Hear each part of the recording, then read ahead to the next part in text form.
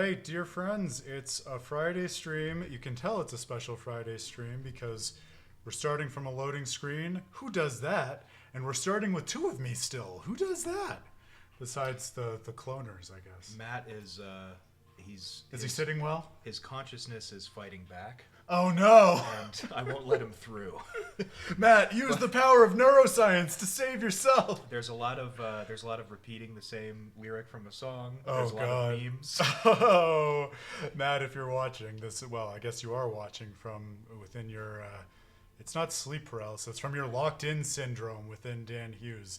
I'm thinking of you and trying to figure out how to get you out. Although I guess neuroscientist against someone with a full repository of JRPG antagonists to bring to bear on how you hold him in. I feel like he doesn't stand a fighting chance. No, we're good. Oh no, Yeah, we're set. he needs a JRPG hero. We're gonna be just fine. Oh my goodness. Well, friends old and new, and welcome to the new friend.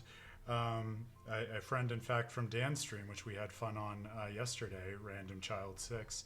Welcome to Tales of Praxis, a series which I've been doing on With the Terrible Fate stream. If you're just getting to know us, I'm Aaron Suduko, the founder of With the Terrible Fate, your first and final source for all literary studies, celebrations, analyses of the storytelling of video games, what makes it so special, why so many gamers such as ourselves treat them as important literary works, and in fact use their interactive systems as ways of engaging with and negotiating their own lives and what they want to do in the world, which is a big part of what we're concerned with in this series.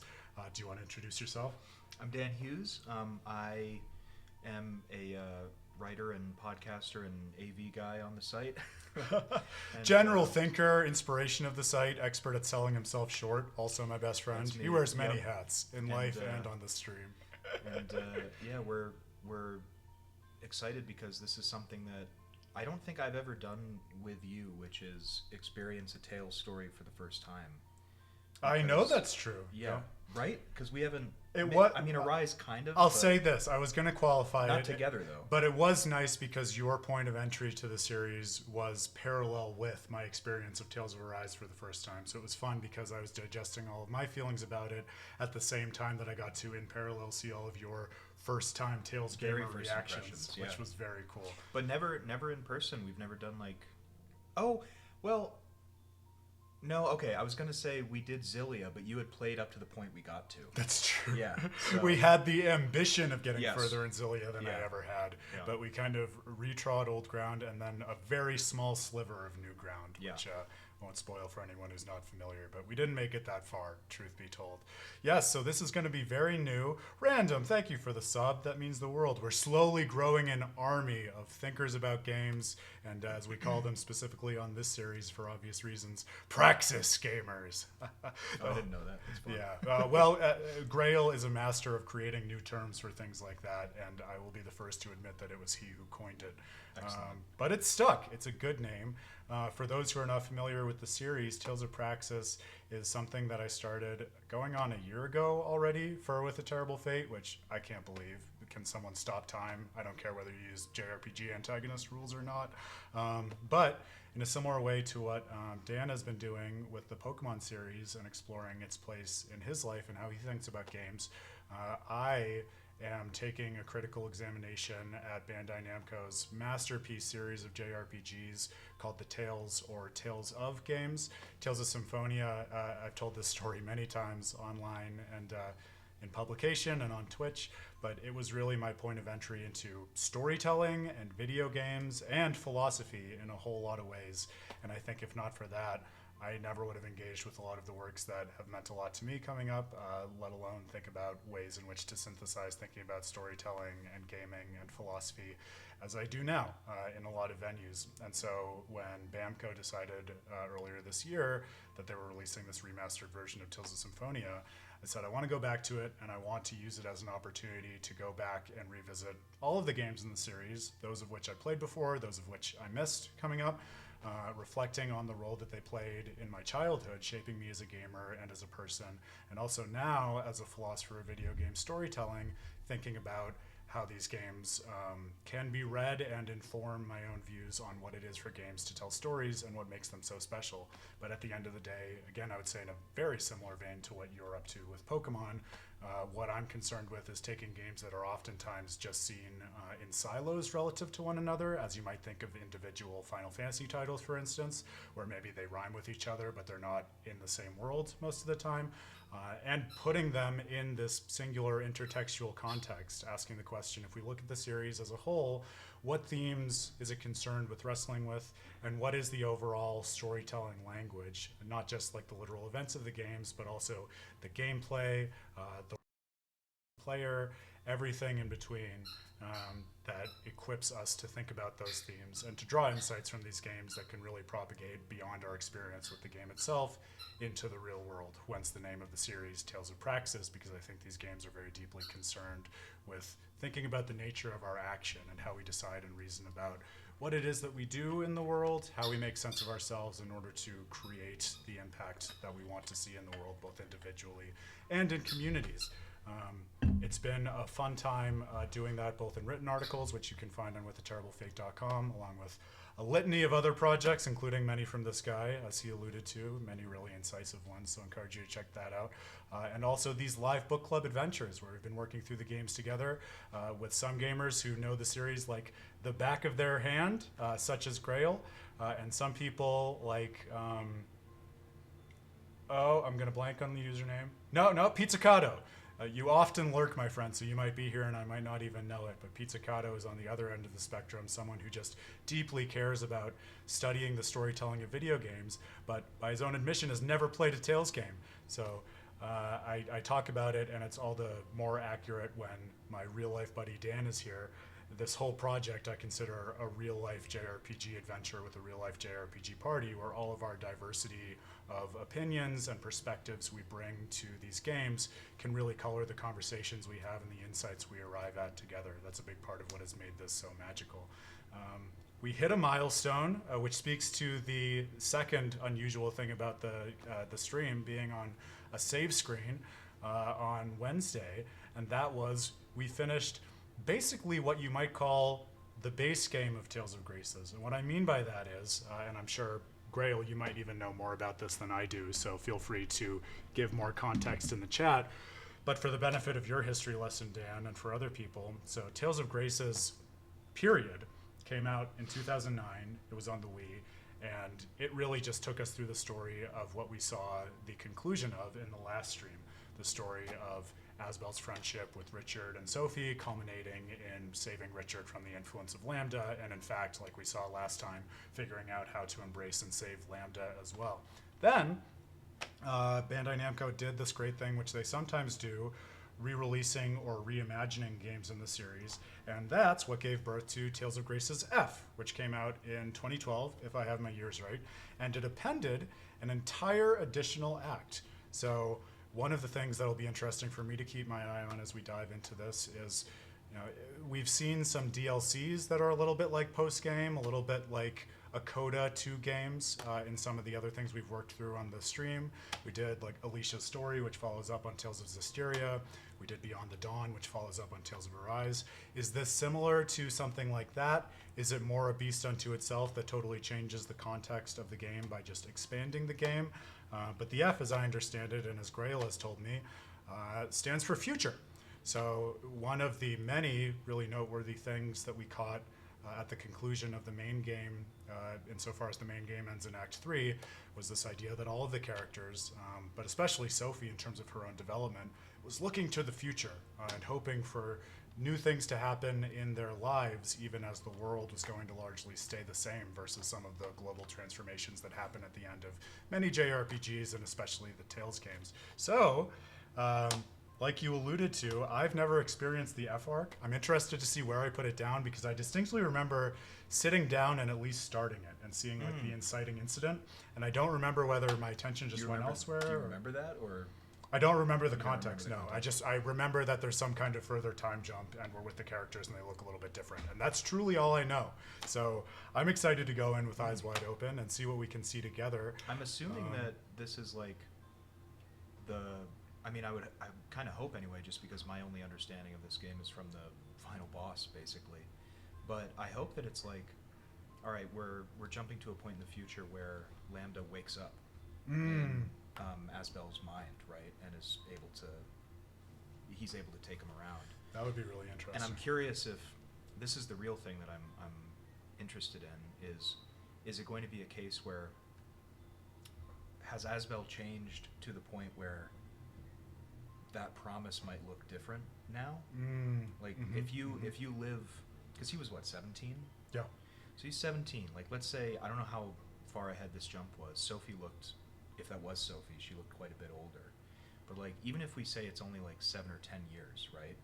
That's a lot that can happen to a person that would maybe change their outlook on things. So I'm curious if that's going to be part of it. Yeah, I'm interested too. I titled the screen in tentative expectation, showing Lambda the world, because I really loved that idea of setting up the context for what Asbel intended to do next. And we thought a little bit about the parallel between that and Asbel as an avatar for us, the player. But definitely interesting to think about, all right, as the world is shown to Lambda, and indeed as their perspectives perhaps further diverge by virtue of Asbel growing up, are they going to have to internally wrestle with a lot of the issues of growth that came up even when the first time skip happened in this game, and we totally changed our context around these characters. I wanted to ask you too if you'd had any other thoughts, just reflecting on what you'd seen so far before we jump ahead. I know we reached the end at a late moment in the hour last time. I don't know whether you'd had more time to digest or chew, or if you want to work through it as we work through Act 4. I kind of just want to work through it, and I'll put pins in things that I want to come back to, because I'm curious. I feel like we wrapped it up pretty well, and then we talked a little bit off stream about things, and I want to see. I want to see how things progress here, because I feel like this is a good opportunity to have like a fresh entree into it. Yes. So, I'm going to say 2 quick things, and then I'm excited to dive into, and we'll catch up on the chat, because, oh my goodness, we are having some great conversation right off the bat, it looks like. I love to see an active and excited real-life JRPG party. Warms my heart. The first thing, Grail, I clocked this message because it was really interesting to me when we were working through things on Wednesday, and I think we were just too caught up in something else. But I noticed you saying, you know, we've been wrestling throughout this game with the question of what's the best way to describe the structure of its story, because usually, I don't know if one would say usually, but oftentimes at least the way in which gamers think about the structure of these games is according to a 3-act structure, right? The way in which we just talked about it as finishing Act 3 and moving on to Act 4. So that's kind of the default mode of engaging with this. But one thing that a lot of fans wrestle with in Tales of Graces, and that we found ourselves struggling with, is it doesn't seem to be as clearly partitioned between acts as a lot of other games. And so you find yourself grasping at other ways to segment the story. And Grail, what you had said was, you know, it kind of almost feels more like chapters than acts, if I'm remembering you right, Grail, and please feel free to add more context if I'm putting words in your mouth. But I thought about that, and I sat on it, and I feel like there's something interesting going on, maybe even a step beyond that, because remember, one of the interesting things about the chronology of Graces is that it came out a year after Dawn of the New World on the same system. And something that we get in Dawn of the New World is an explicit chaptering of the game. Yep. You work through titles that are introduced and that describe the events of chapters, I think 1 through 8, maybe 1 through 9. There are roughly so many chapters. And so it made me think, you know, it feels like there's something right to me in saying that there's a different kind of structure than the basic act structure, but I also think it's really interesting that right after they explicitly did that, they did not opt for doing that here. And I almost found myself wondering, like, whether the lack of that kind of explicit demarcation was trying to like play a certain game with the player and make you feel a tension and trying to break things down in a way that was not quite natural. I wonder, so again, I'm going to say, because I know random from my chat, you also just started this, and it sounds like, Grail, you have some familiarity with it. So no spoilers, please, because we're enjoying it right now. We're working our way through Attack on Titan, and Aaron, you said something interesting when, you know, we're in the Trost arc right now, and you had said, oh, I really enjoy like the time dilation, because you had made the comment before we got to that point, things were moving so quickly. Yes. And then they take a real quick stop. It's like, okay, now we're basically going to make 8 episodes about 3 hours, Yes. roughly. Yeah. And I wonder if you have the same kind of feeling with that you do with this, where it's like, okay, clearly that's deliberate, Yeah. and it's making me think about this chunk of time a lot more specifically than like another chunk, right? Yeah. So again, I don't know. Just I only know what you and Matt told me Yeah. about the plot, but it sounds like it's kind of similar, where it's like, all right, this story, especially now that we're jumping into the future, is about these people's kind of almost like all of their lives, right? Yeah. But they obviously have focus on like very particular times Yes. compared to others, which happen really quickly as almost like background setup or something. Well, you'll love this, because one of the things that I reveled in during this playthrough that hadn't stuck out to me before was, as you do know, there's that 7-year time skip from childhood into adolescence, basically. And something that we thought about was, I came away feeling like there's a really interesting sense in which it's not just that our focus has shifted as the player, but I think in terms of what these characters are working through and what it is that they are electing not to work through from their childhood trauma, that time skip also kind of represents lost time for them, where they're so like resistant to engaging with this formative event that they don't really develop, and they get stunted in a certain way, where that time is something that they have to reclaim and excavate after the fact and after the time skip. So I think that's definitely part of this as well. What I was also thinking was, even when we were talking about potential act breaks as we were going through this, where the game seems to want to like mark the act breaks most naturally is in various confrontations with Richard. You encounter him at these different key points where, first he tries to attack Lant, and that's when Lambda kind of first makes its presence known and Richard goes nuts. And then at the end of the second act, That's the It's Always Sunny title card. Richard goes nuts. that's right. And then at the end of the second act, Richard kind of goes nutser, because that's when you're chasing him to what's called World's Eye, which is like the top of the Guardia shaft that we descended in the last stream. And Richard goes even nutser by Lambda like truly manifesting out of Richard and generating this giant, disgusting cocoon of organic matter that then jettisons the party out of its radius. And then Act 3 is all about penetrating that and confronting Richard, as we saw. So I think it's very natural to try to think about the game's story in terms of like a development between the relationship of Richard and Lambda, or Richard and Asbel, or some combination of those. But to the point that you were talking about, Grail, one of the ways in which I think this might be like interesting to keep in mind and try to like unpack or even better identify the mental resistance that we're facing as we go on is the idea that if you think about the game through that lens of the relationship with Richard and Lambda, or Richard and Asbel, those are not the only confrontations that Asbel and Richard have. There are moments when you meet him and they go through experiences together in childhood. There are the times when he's in your party before he really goes dark side with Lambda. There are even confrontations like in the middle of Act 3 when you get to the heart of the cocoon and you see Richard call Lambda back to him, when we had previously thought that Lambda was just impressing his own existence upon Richard against Richard's will.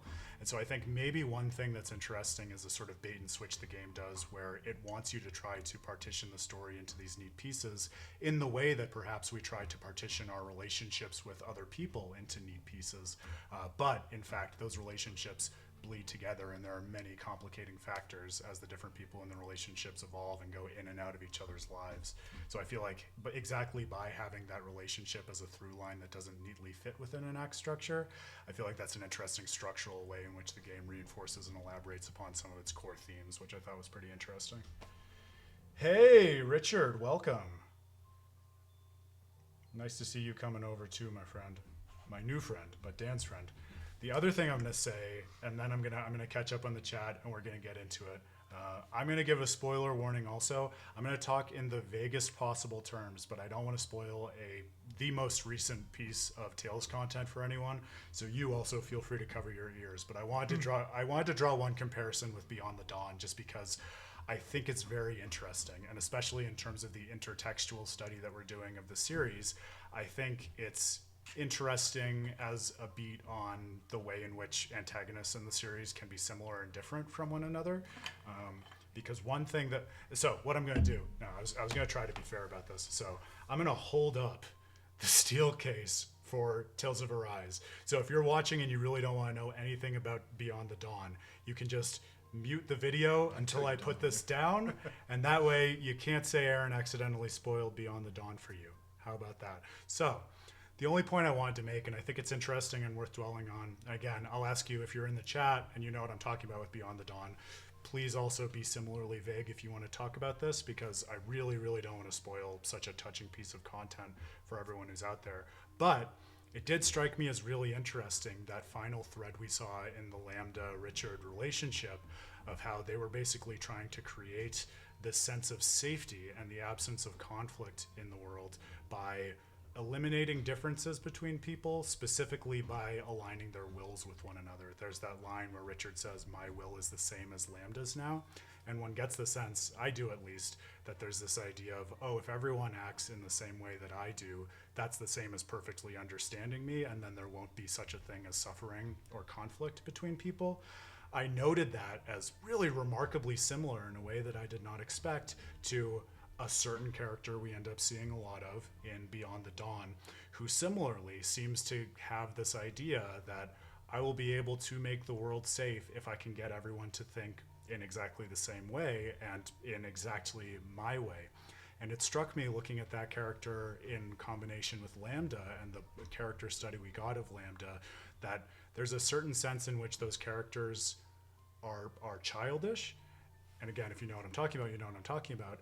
And I think also there's then an interesting extension that theme or idea that I'm going to make everyone think the same as me and therefore I'll be safe is also childish. That idea of almost like trying to get away from the object permanence that we learn as children and say like, okay, I'm the only like real thing in the world, so if I can just like align everything with my view and reduce differences, then there won't be anything outside of me to hurt me, and I can retreat into this kind of womb-like singularity in the world.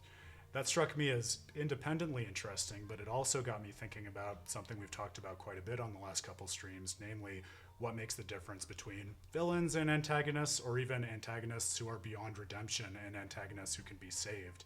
And it got me thinking, well, both of these characters I'm talking about, they are very clearly open to redemption. And we saw Asbel directly embrace and save and redeem Lambda at the end of Tales of Graces, and something pretty similar happens in Beyond the Dawn. So it was a cool little nugget to me in terms of thinking about whether or not a villain's plan is the kind of thing that can be kind of like corrected and undone. And I talk about this a little bit in my my publication on Tales of Vesperia as well. And it seems to be very fitting, especially for a game that's so concerned with growing up in the way that Tales of Graces is, that someone who is an antagonist purely by virtue of being kind of stuck in an arrested development of childhood can be corrected and educated by those who are older than him and who have seen more than him in order to have healthier views and actually escape them. So that was my commentary, and now it's gone. So now you can all open your ears again. But hopefully, if you know what I'm talking about, you see what I mean, and that'll be an interesting thing to keep in mind as we continue mulling that great new DLC, and we continue working through the next phase of Tales of Graces. I'm going to catch up on these messages real quick because I'm terrible at walking and chewing gum at the same time. Did you see anything in here while I was lecturing? No, just something about you lecturing from Grail, yeah. Well, that's Grail knows what to expect. It's par for the course. I was lecturing about things you said, at least, Grail, for part of it. Oh, okay, so we might not be at the right way to access this. All right, I can go back and find the right screen. Oh yeah, I didn't realize that. Looks like we have to load through the extra screen. Okay, got it. Perfect.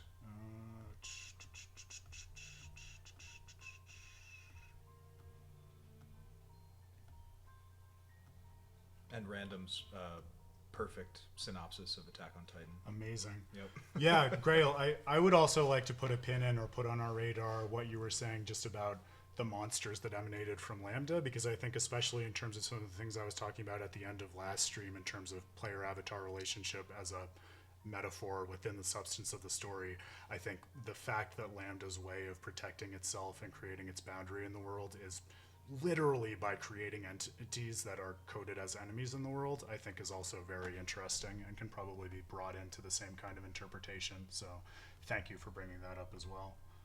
Attack on Titan, fantastic.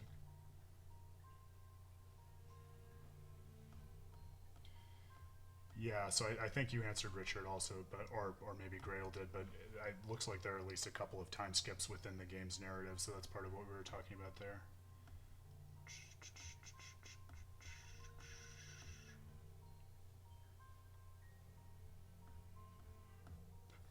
No, Grail. All right, I'm glad I took the time to read the messages. Part of why I said that about Beyond the Dawn was in the spirit of drawing a comparison beyond Mythos, since that loomed so aggressively large thanks to you in our Beyond the Dawn playthrough. So I think what you meant to say was thank you for opening my mind, Aaron, to which I will say you are welcome.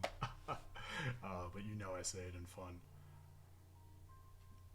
Yeah, I guess at this point some spoilers are understandable, but we can talk intertextually without spoiling everything for everyone. That is the fine line, but an important one that we talk about all the time, and that I'm sure we'll continue thinking about as we work forward here. I'm glad you designated long-winded as compliment, Grail, because I don't think I've ever heard that about myself in a complimentary way, and I will remain silent on whether I've heard that about myself in the past period. Here we go. All right. Lineage and Legacies. Yes, L and L, as Grail says. Fantastic. Oh, cool. Let's do it, my friends. Welcome back to Tales of Praxis.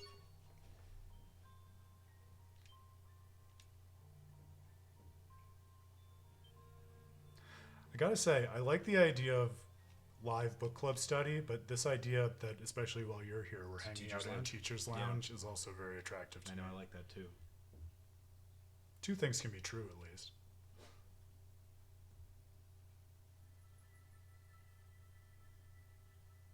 Oh, it has its own title card. I love that.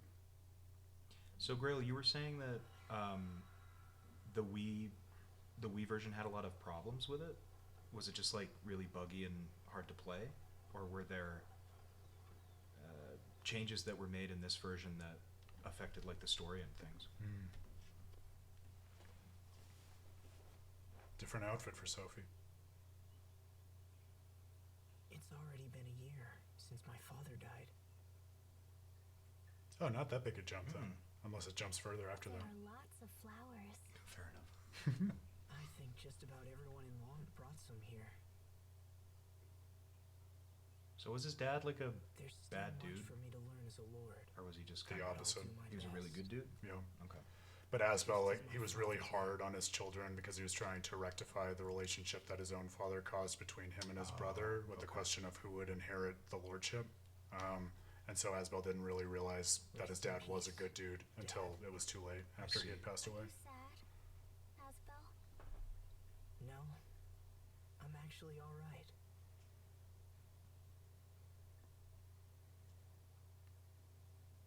All people die. Maybe tomorrow, maybe years from now, but it happens to everyone, and I understand that now. All people must die.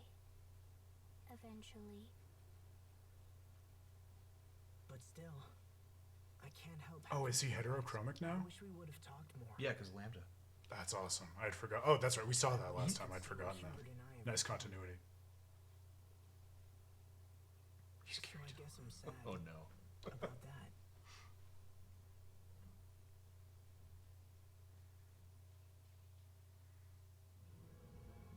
Whoa. That was spooky. Aston was his dad's name, if I didn't mention that. I picked up on that with the sword thing.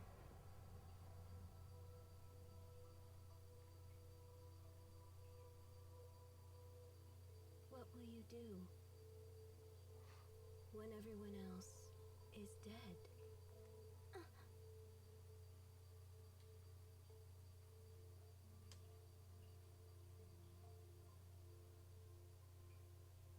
Sophie? Is something wrong? Did you just see?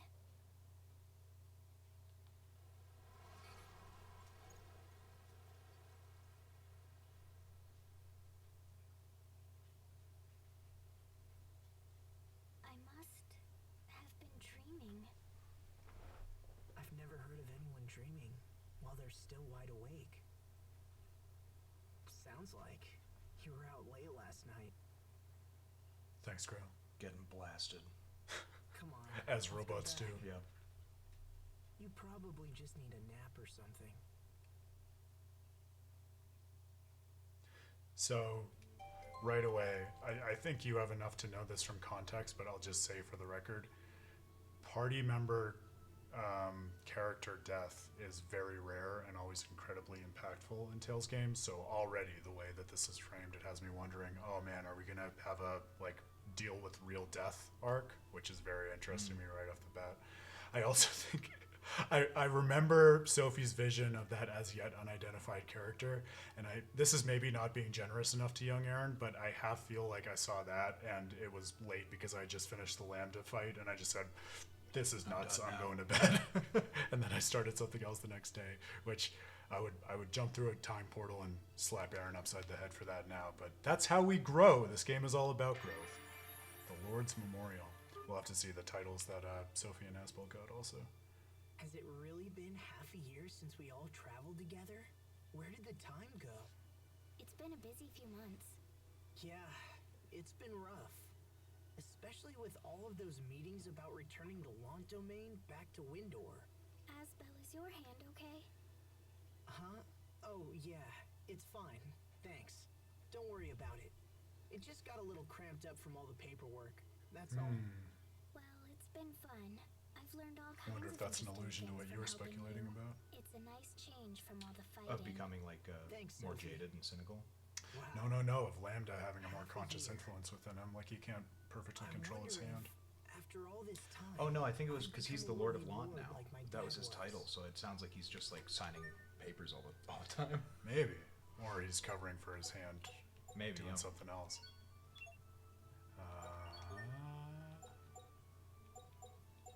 Where did it show up? Oh, it's over here. No, it's not over here. Where's the new title? Is it all the way at the bottom? No. Oh, I wanted to see Heart of Graces because that's the title he got for beating the game. A title awarded to one who has overcome numerous trials and tribulations to find what he sought. It raises the not perfectly obvious question of what it was that he was seeking. See you, Random. Thanks for stopping by. Hey, nice to see you, Random. Yes, don't be a stranger. Hope to see you around. Try to make these fun, as I said, for old and new fans of Tales. Oh, is it already equipped? Is that what? Thank you. Thank you, Grail. I was going to be confused about that for at least 5 more minutes. As Lord of Launch, he faces numerous difficulties, but he continues to work hard in spite of them. That's a nice use of title to kind of perfectly frame the context walking into the new arc. I'm just getting grounded. Toast of the town, beloved by all, Sophie's become quite popular around Launch. From perfect stranger to fan favorite. All right, let's see what the world has to offer. Head to the manor. I'm very disappointed. I think this was before you showed up, but there's a cat's corner in Graces as well, and the cats will invite it to you if you've spoken to every single cats in the world. And I'm embarrassed to tell you that we missed at least one because it didn't open up for us. Oh yeah, Grail is suggesting, I'm sure for no reason at all, that you might want to tickle your controller and make sure that you that it hasn't fallen asleep. I'm sure it has, but when we start fighting, I'll kick it up. Okay, you're still in semi-auto. Oh, but you're a Sophie now if you want to pick cards. What do I have to do? Yeah.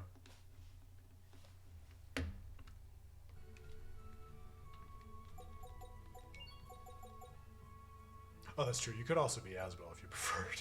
No, that's right.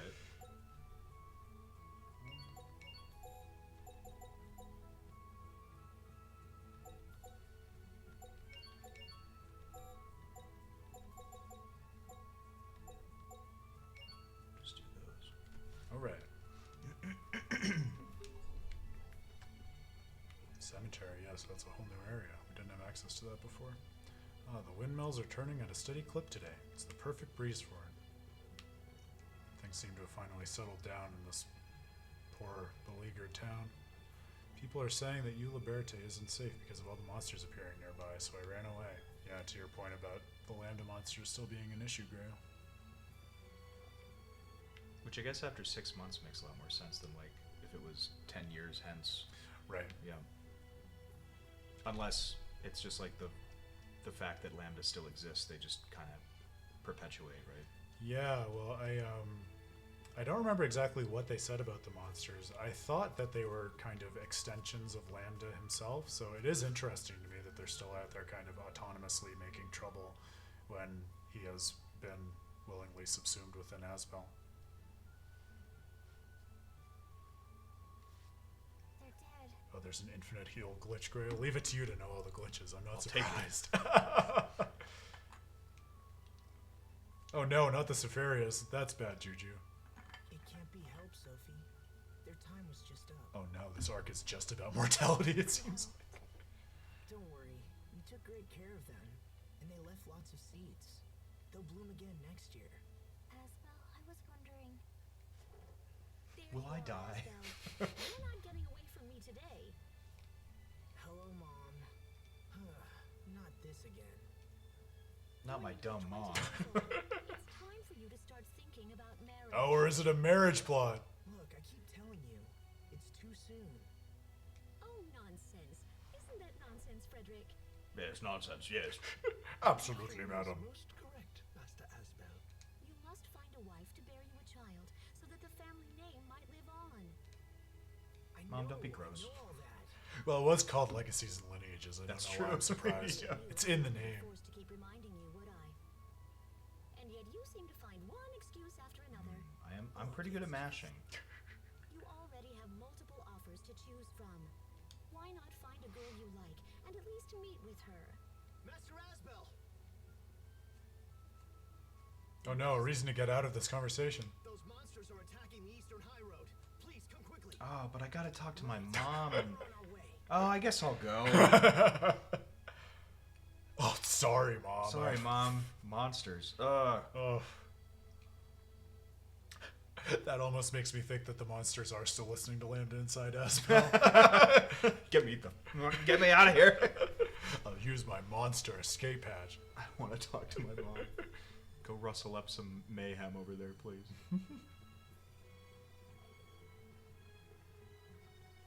You know, another thing... Oh, the skits. Yes, thank you. Thank you, Greg. Another thing that I just thought of is that this is like... Alright, so having Lambda, like, in him... Yeah. So what you just said about, like, oh, the kind of... Oh, maybe he's still, like, influencing things? Yeah. This is the opening to a story. Like, I am a character... and there's something weird about me that I don't understand, and then you unravel that it's because you're possessed by something. Like this is a setup for something too. Yeah. Like there's, I mean, Naruto's the big example I can think of, but like I think Dawn of the New World too, technically. Sure. Right? Yeah. Yeah. Interesting. Yeah.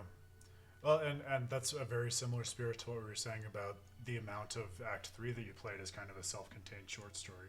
I almost feel like that might be a nice way of thinking about another way in which the structure of this game in particular is a little bit weird, because you get great character portraiture in all the Tales games, but I do think here, especially with the way in which like the visitation of the different kingdoms is very grounded in particular little vignettes of characters, it feels a little bit more like a short story collection than a single epic. Hey, Yayoi, welcome. Really working On my hard, stream. aren't Hey. you, Asbel? Good to have you. You can say that. I have to get up to speed so I can be a proper lord and support everyone. People in the village keep talking about how you try all the time, and they hope everything's okay. What? Cry all the time? I know I have a ways to go, but wow, they must really think I'm in over my head. You Oh, you can't do win cry if all you the don't time. try. Everyone knows how hard. Asbel, He's crying. do you cry all the time because you suck at this? Yeah. How did you know?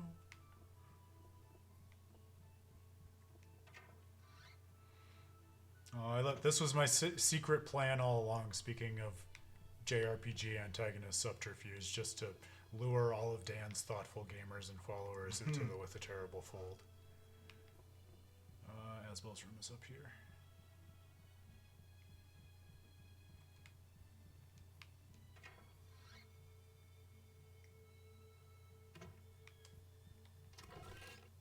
Ooh, Jade Vestments. Armor that can only be worn by Asbel. Jade Light grants the wearer the courage to protect all. Not to be confused with the power of Jade Curtis, which, well, it's almost too powerful for this game.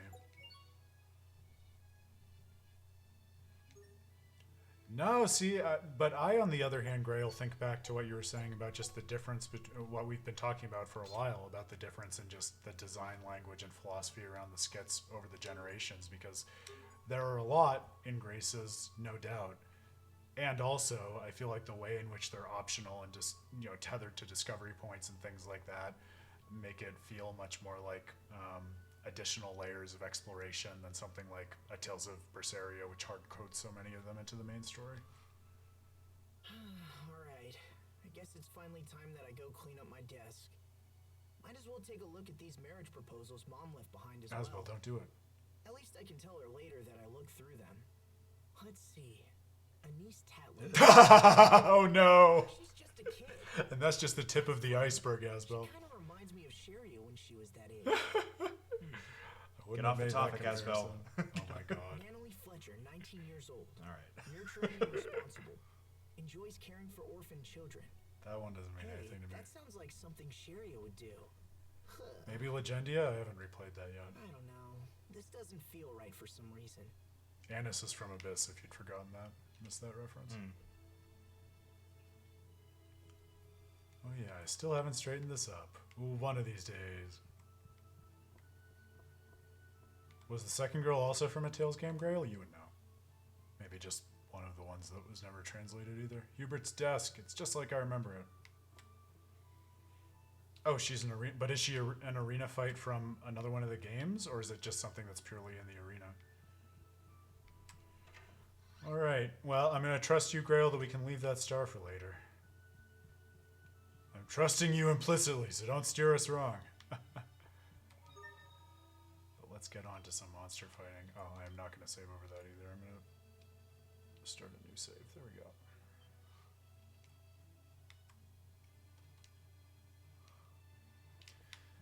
Yeah, it's interesting that unusual nature of a marriage and birth plot in a JRPG like this, like Richard mentioned. I think one of the things that I was telling you that happened right before you joined the stream, Dan, or before Matt did, was also in the like the swimsuit scene, which is a mainstay of Tales games. There was like a lot more overt discussion of like one of the older characters teaching one of the younger characters how to act sexually to attract a mate. So I feel like there are some specific senses like that in which this game isn't just concerned with the growth and development of characters in sort of the generic JRPG way that you could say of any JRPG, but is more concerned with like multiple pretty real dimensions of personal development between forming bonds with other people and understanding the different nature of those bonds. Okay, so this is West Lawn Road. This is not what I want.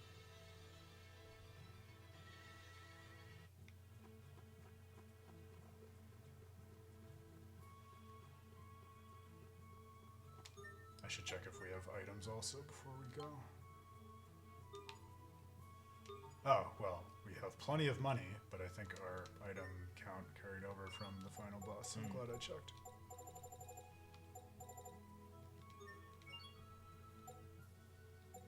I probably shouldn't admit that I'm this airheaded on the stream, but I only just now realized after however many streams of inviting other people on that I want to turn the noise cancellation off on my headphones so that I can easily hear the game and also you.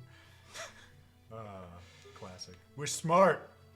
We're smart here on With a Terrible Fate. Oh, you fixed your save. That's awesome. Oh, fantastic. That's great news. Yeah, I guess Random was saying yesterday on Dan's stream that he experienced something which I was hoping was a bygone era in gaming history, which was massive file corruption in terms of save data. I hope no one else has experienced that recently. I'm grateful to say that I have not. Grail, don't tempt me. You know I'll do it. In fact, I even thought of stopping to duelize until I saw that message from you, and I thought, oh yeah, maybe Grail's right. We should dive into the actual story. Are the monsters different now? Obsidian Wolf and Bendergora. No, I think these are the same Lambda enemies that we were fighting last time.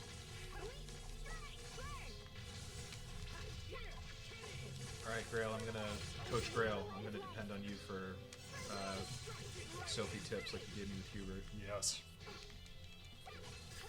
We seem pretty capable right now, but you are, in theory, responsible for healing spells too. Oh, no. Marta flashbacks. I'll remind you that we can switch, Marta. Did I point out to you that her VA also voices Sharia? You'll hear it now that I've said that, assuming Sharia shows up at some point.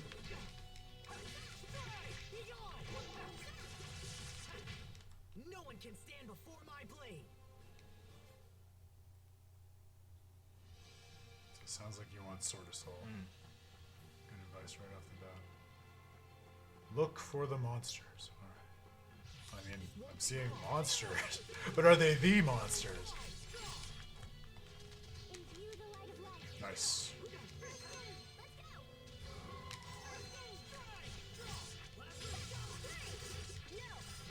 So this is interesting too, because I don't think this was the case at the end of Act 3, unless I just wasn't paying attention, but so far we've only encountered Lambda monsters, like there are no other antagonistic forces in the world, not even wildlife in which you typically face as monsters, which adds an interesting contour to the field experience. So it's not that he just corrupts things, it's that they're separate monsters? From These like, the have main things? emerged from Lambda's body, yeah, that's Okay. right. He's not just exerting his influence over wildlife. Gotcha. No, if anything, I think it's kind of like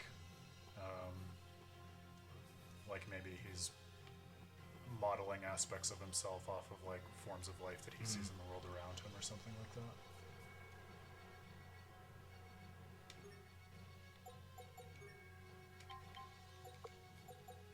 When in doubt, cooking out. I don't anticipate the challenge.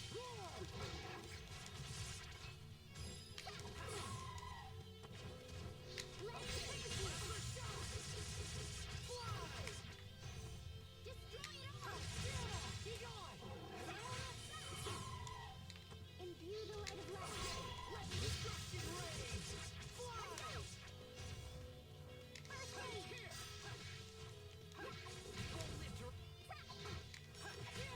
I hope I was of some use. You were, Dan. You were some use.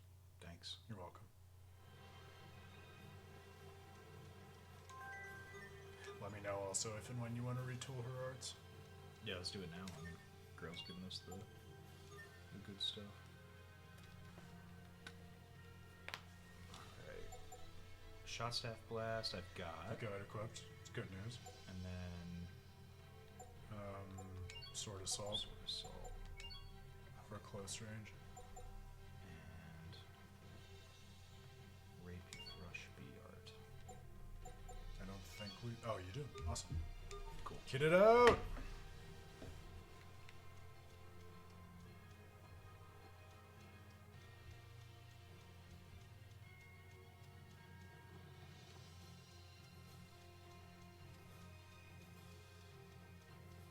I don't anticipate a challenge. Yeah, interesting, Random. What is it? Do you think that reminds you of Elden Ring? Just like the environments, the sorts of enemies we're fighting. That wouldn't have been one on my bingo card for comparisons, but I can also talk my way into thinking anything is like Miyazaki. He comes up enough on the Tales of Praxis stream. Yes, and Grail is fond of saying this is the Dark Souls of Tales games, which I still don't think I agree with, Grail, but I understand where you're coming from. I think you have adequately explained your position on it. I get why you would think that. Victory is ours. Well, you know, Richard, I know Dan well enough to be sure that he favors that suggestion because I know he has gotten deep into the Dragon Ball games over the years. And I am so outside that context, but also Grail is a huge presence in the fighting game community. So actually, I've been getting an interest from him as well in trying out some fighting games. So maybe that could be a fun way into it at some point.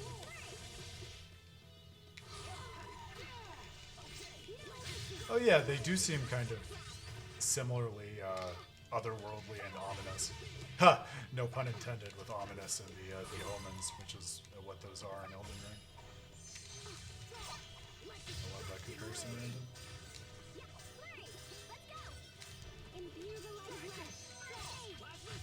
She's so much faster at casting than Marta is. Oh yeah. I don't care if there's like a skill or a level up ability that makes that happen. You just I want choose base to ability. believe. Yeah. I choose to believe that Marta is just much slower at it.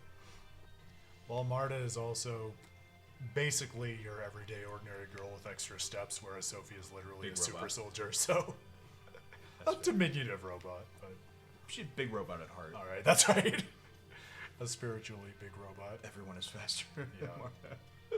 Unless she's running away from the party and rejoining it. Got her. That's true. No one flees faster than Marta. Emil, you have to chase me.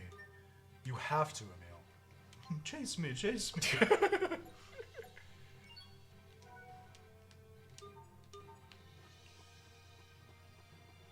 I half teased an idea that is still percolating in my head on Twitter, but I have like a quarter of a thought for something that would be fun to write about for Graces that would also actually bring in Dawn of the New World. So stay tuned.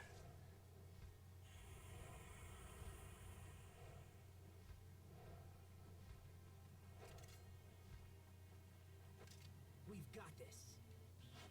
Yeah, I think we're already well past where I put this down.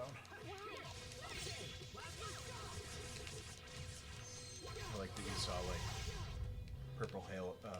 purple-haired seraphim lady, and you're like, yeah, I gotta go do something else. Look, it took 65 hours to get clear on what Lambda was. Yeah, I gotta go.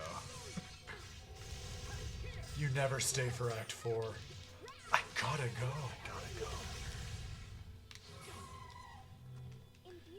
Yeah, it's funny you say that, Grail, because I was actually thinking, oh, those first couple fights are easier than I was expecting for a whole new act in a supplemental piece of game content, but now I feel like these demon fellas are the spikiness that you're talking about. So I'm right there with you.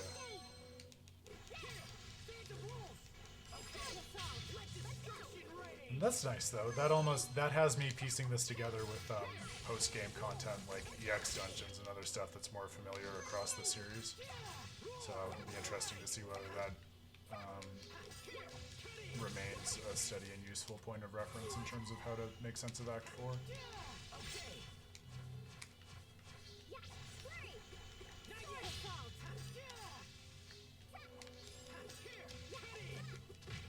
Is everyone okay? Thank goodness. We made it. And you're doing a good job of healing. Well, when it actually, I'm just gonna rag on Marta for the entire show. This is the stream about why Marta when it is actually the worst. casts, yeah. Are you hurt? No, I'm fine, but the soldiers...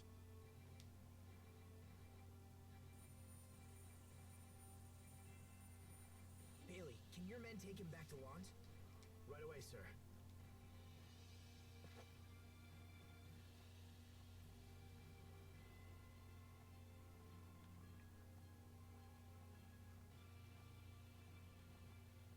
These monsters have become more active of late. I know. Each week seems to bring more of them. Oh, so they're becoming stronger with Lambda within I was Asbel. hoping they died down for good. Increase security on the high roads. We can't afford for anyone else to be hurt. Yes, my lord. I'll send more guards right away. What if it's Lambda trying to like poison Asbel's view of things? I hope this is the last of it. Like, I'm gonna show you need to be. Oh, like Asbel said, I'm going to show you the world, and Yeah. Lambda's like, I'll show Let me you show the you the world. world, yeah. Oh, that's an interesting thought. Something wrong? It has me wondering, especially with the suspicious unnamed woman, also if there's another force at play. Like, I'm getting distinct vibes reminiscent of the best part of Yu-Gi-Oh! GX that they never bothered to localize because they couldn't wait for 5Ds. Yeah, after Jaden has integrated with Ubel, and then the real big bad shows himself at last. Okay then. yes, I will say Grail, for all that I was putatively ragging on the new woman who's introduced. Her design is compelling to me as well. Well, she looks like Richard did at the end of the game. That's a good point. But I not didn't even all make that catch. evil and dark and stuff. But that sort of thing, like maybe an analogous life form to Lambda fused with someone. Maybe perhaps. another like spirit of the world or whatever it is, right? Oh, that would be cool.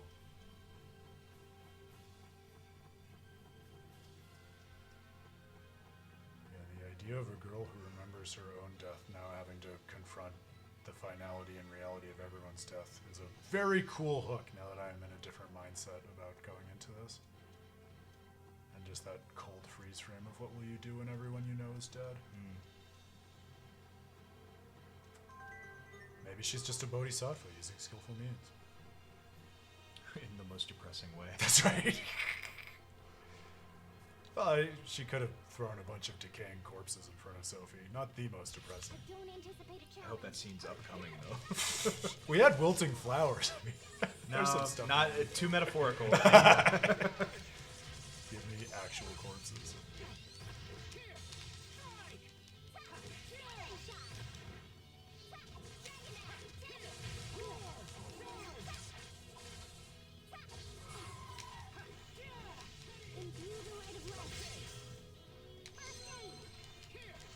Yeah, Random, you weren't here for the Wednesday stream, but Dan was also talking about how one of his like Japanese teachers worked on old localizations of games. So it's always so fun when that happens because, like, especially with how many hands are in the creation of these masterpieces, it's like I don't think it's as uncommon as you might expect for, you know, if you reach out and ask people that you probably happen to know someone who has made a really cool contribution to something you love and care about, even if you hadn't realized it before.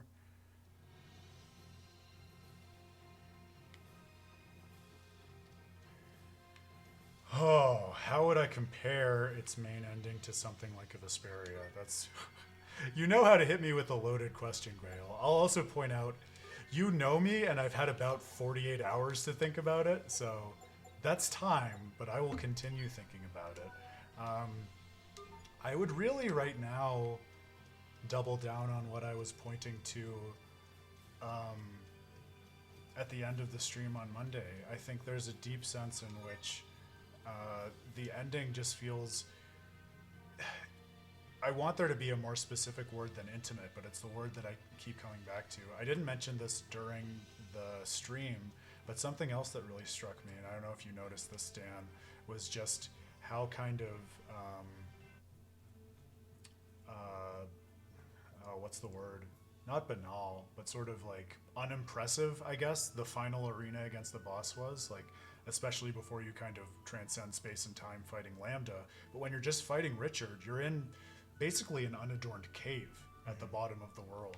And that too made me feel like, okay, this is a game that is much more concerned with an intimate confrontation and adjudication of relationships rather than some big struggle to transform the world or anything like that. Yeah, without giving too many spoilers, especially because I want Dan to play it, like you get to the end of Vesperia, and even though, like you were kind of alluding to on Wednesday, there are some similar notes, I think that ending is very much concerned with and embedded in a context of the nature of the world, how things have come to be as they are, and how the landscape on a macrocosmic scale needs to change. And there are a lot of personal motives in there, but I don't think you can separate it from all of that other stuff. Whereas here, it almost seems like part of what you strip away as you go underneath the world to its center are exactly those other concerns that are beyond and in some sense inessential to the relationship, which I think is the special flavor of this for me. It's like almost a crystallization of a feeling that I get when you face Mythos at the end of Tales of Symphonia on Darius Carlon, where even there, like, you're isolated from a lot of what the party has known, but you're in his home turf on his home planet that he's getting ready to send rocketing away from the worlds. Whereas here, it's like you travel the world to understand relationships in this multifaceted context of the communities that Malik and Asbel and everyone else grew up in. And then to actually confront someone who has felt so isolated from community that they've literally and figuratively tunneled within the world and blinded themselves to it. It's like you have to, with all of that understanding you've gotten from engaging with communities, then engage in this sort of isolated confrontation of two different forces of will, which I think for me is part of why the final conversation in the mind field between Asbel and Lambda is a really nice and logical climax, because it takes it to its logical extreme and conclusion. That's my thought. I invite your thoughts if you have further ones too. And Dan, I know you've seen the conclusion of some other Tales games at this point, so if you have some points of comparison or where you feel it's standing out, please. I thought about Yeah? the final What is it? walk in Zestiria a lot, just because it's so. Yeah, I think intimate's the only word that comes to mind, but I there's got to be a better one though. That's Yeah. like for those kinds of, because it's the same feeling. I feel like where it's just like. I don't know, like demure almost. And maybe like intimate for me, at least in the sense of pared down. Like that's one of the things. No, I that- get where you're yeah, coming from. With like, But I agree that there's like, Yeah. I feel like we're both thinking of a different word that would Yeah. fit better. yeah. Yep. That's an interesting point of comparison too, right? Because I was thinking about that, and it's almost like it's two poles of the exact same experience, right? Where you get that same level of intimacy. It's down to a single relationship, isolated from all the other cosmic opera that had been happening in the world. But in one case, the protagonist is obligated to save the antagonist, and in the other case, the protagonist is obligated to kill the antagonist. So seeing both sides of that coin, I think, is really interesting and illuminating. That'd be a great comparative study.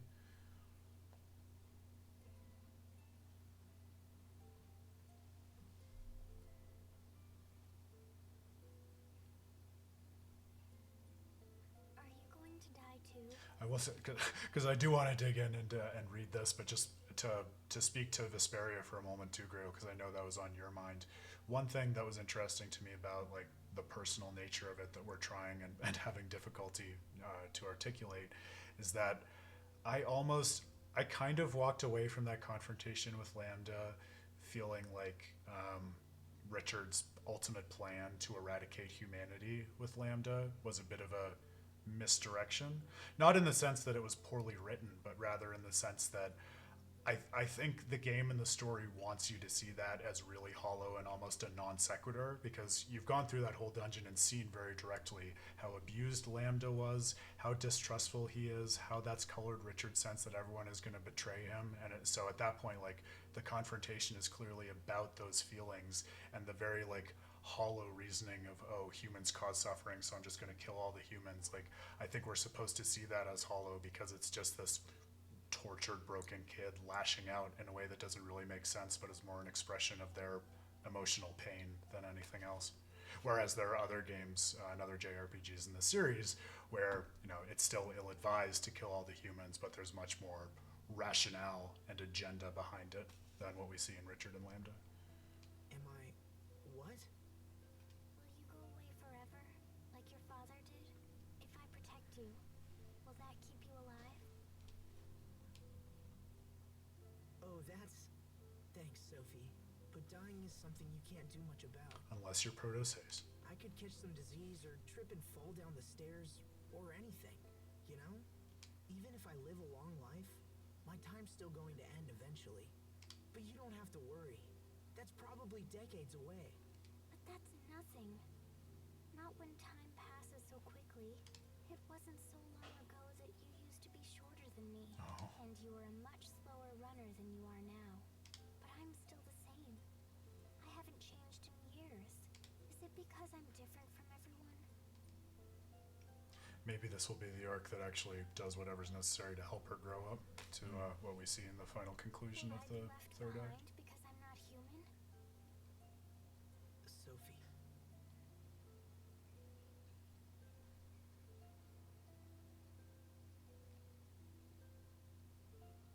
I'm sorry, Asbel. I'll see you at home.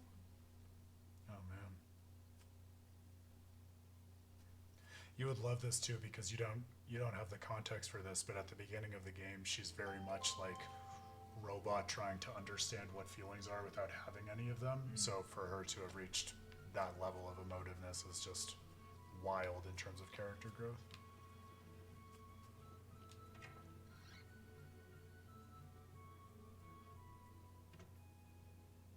I do not wish to pry, Lord Asbel, but did you and Sophie have a fight? She fled straight to her room the moment she came home. Sophie. Oh, and this arrived while you were out. It's from Another King marriage Richard. proposal? Oh. Another marriage proposal?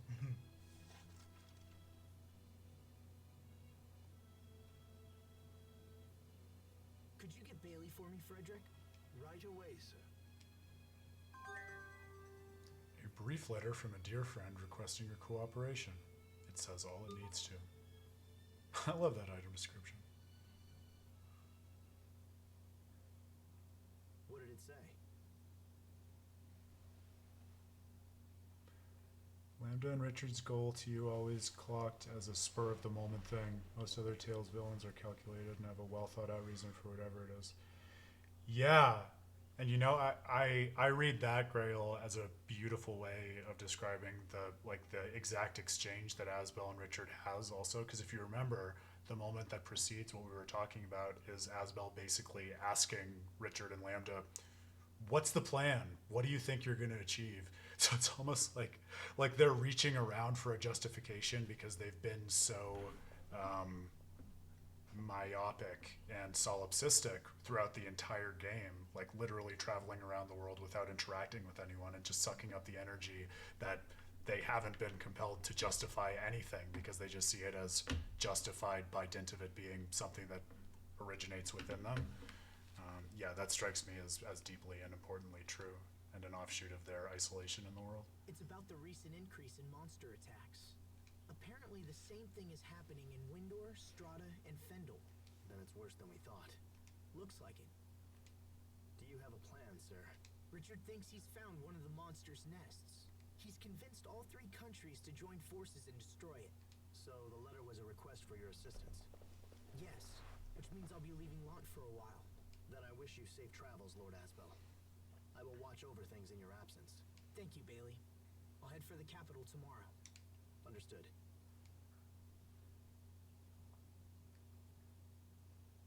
Will you be taking Sophie with you, Master Asbel?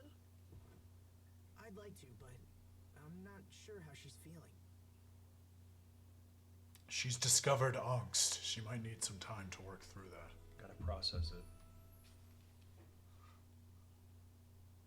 She's barricaded her door with copies of Nietzsche. Which Asbel had. That's right. We all go through it at some point.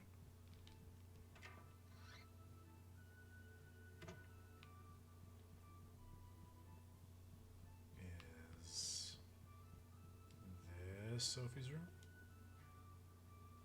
Yes.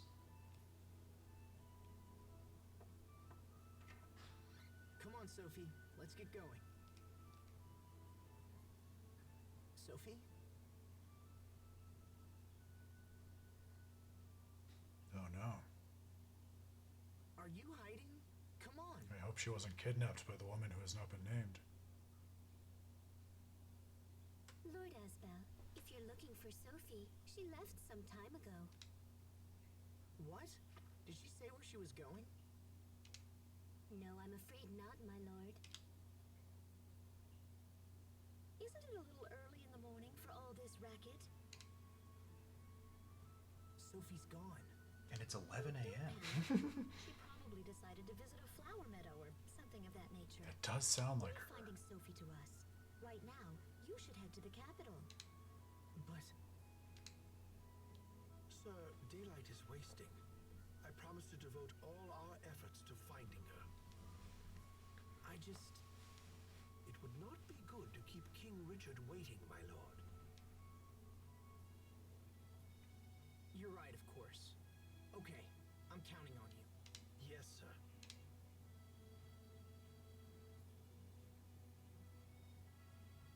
Asbel, do think about meeting with at least one young bridal prospect when you return. Hmm? Mom! told Get ready you. for the speed dating minigame. Unless, of course, your resistance is because you have And it's someone as in mind frustrating as the genus cats minigame. And as actual speed dating. No, that's not. I mean, maybe I do, but maybe I don't know. Although if you showed up to speed dating in Genus's cat's costume, maybe that would at least be entertaining. Because it would be over very quickly. already. Decisive. This is one of the most important decisions you will ever make. I don't know, Mom. I've made some pretty tough calls. Someone already. I'll burn those other proposals myself. Can we please talk about this later? I need to go.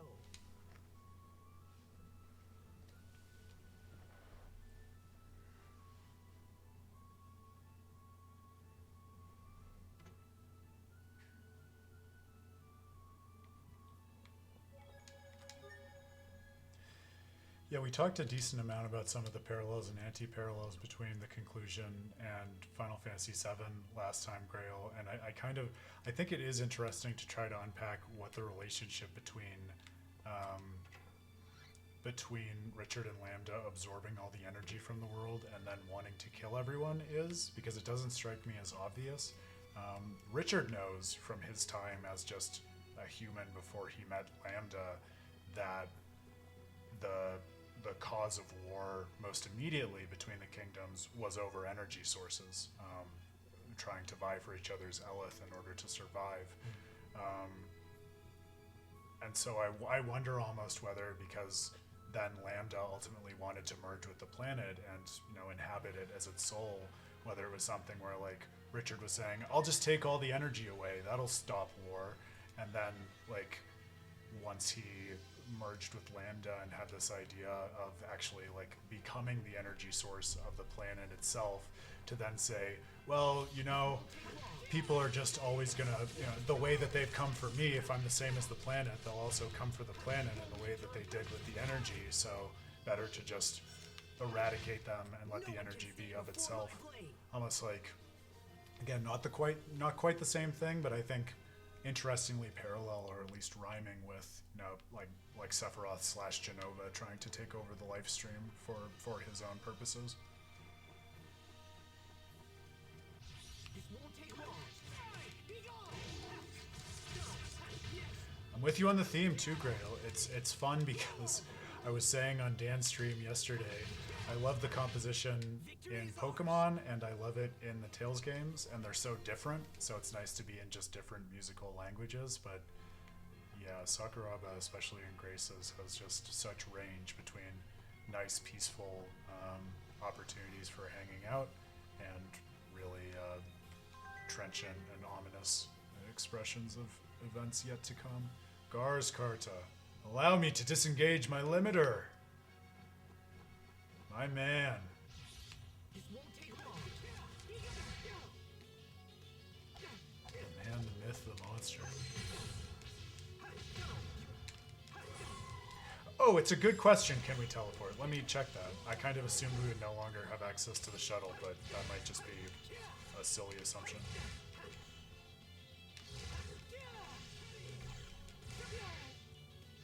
I was afraid this was the wrong way. Oh, I forgot that Sophie isn't here anymore. Well, then I definitely want to teleport if we can. Let destruction reign. Fly. Let's keep moving. It's been a while since I've had to hoof it around lawn. Give me some slack. Oh, thank God. Thank God. Anyway.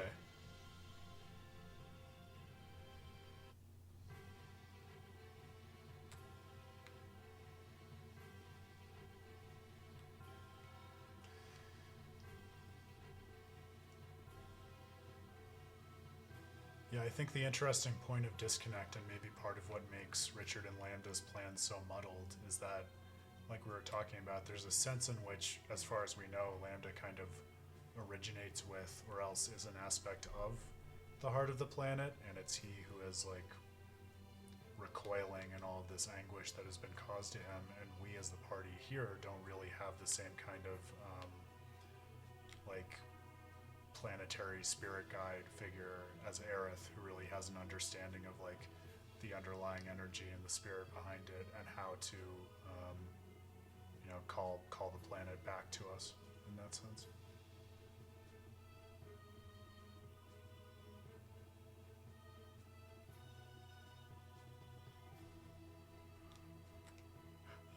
Can you blame me for being on autopilot, though, Grail? We have a lot to digest. It's the day after the conclusion of a third act in a Tales game. Hello, Asbel. Getting lost along the way is part of the fun of Nice it. to see you again. Ah, she is back. She's Marta in disguise. Didn't you miss her? Vesperia! Asbel, a girl! What's the matter with you? I just didn't expect to see you here. My mom is that's all. bullying me about marriage, and you've Tell me always that been you obsessed with asked our me. relief organization for assistance. Is that so? Well, I'm sure you'll be a huge help.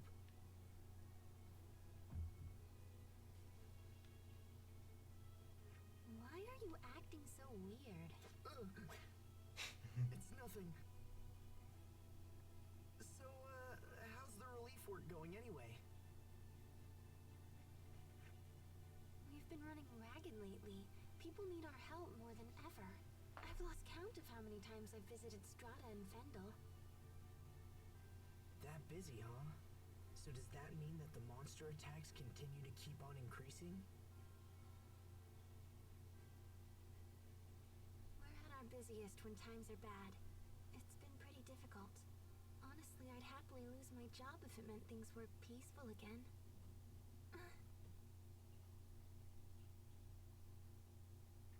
So where's Sophie? Why isn't she here?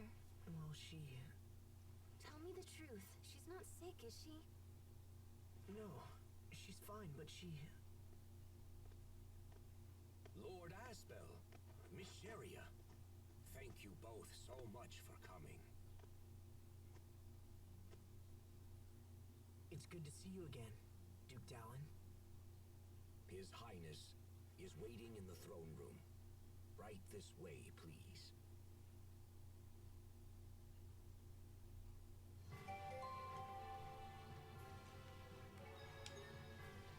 Now, I guess the question is, has a period of just a couple of months been enough for poor Richard to repair his reputation after going nuts on his kingdom and the entire world?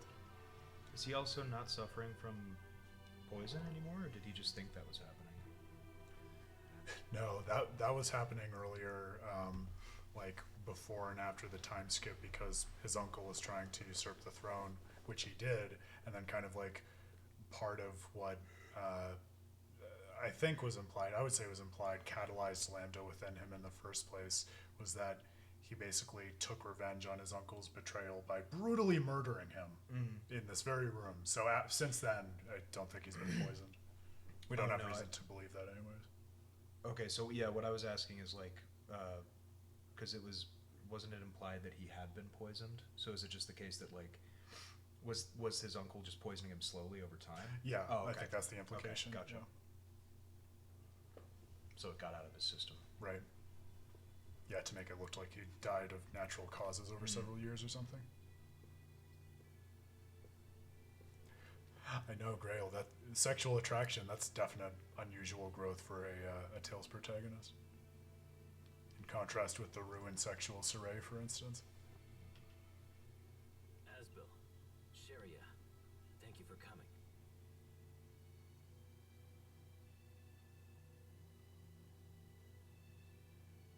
Oh yeah, new color palette, Grail. Good catch. Nothing. Don't worry about it. I'm sorry, Asbel. I see things now. Here to see what's going on right now. It's no trouble at all. I'm always ready to help you. Always ready to help out. You haven't changed at all. I've changed a lot. Let me hold the baby. All of this was in no small way all my fault. Yeah. Can't argue with you there, buddy. However, getting rid of these monsters is the best way I can think of to make amends. And yet it seems that I can't even do that without your assistance.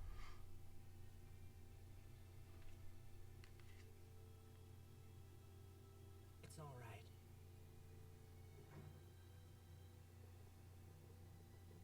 Apologies for the delay, Your Highness. Ah! Alec and Hubert. The boys are back in town.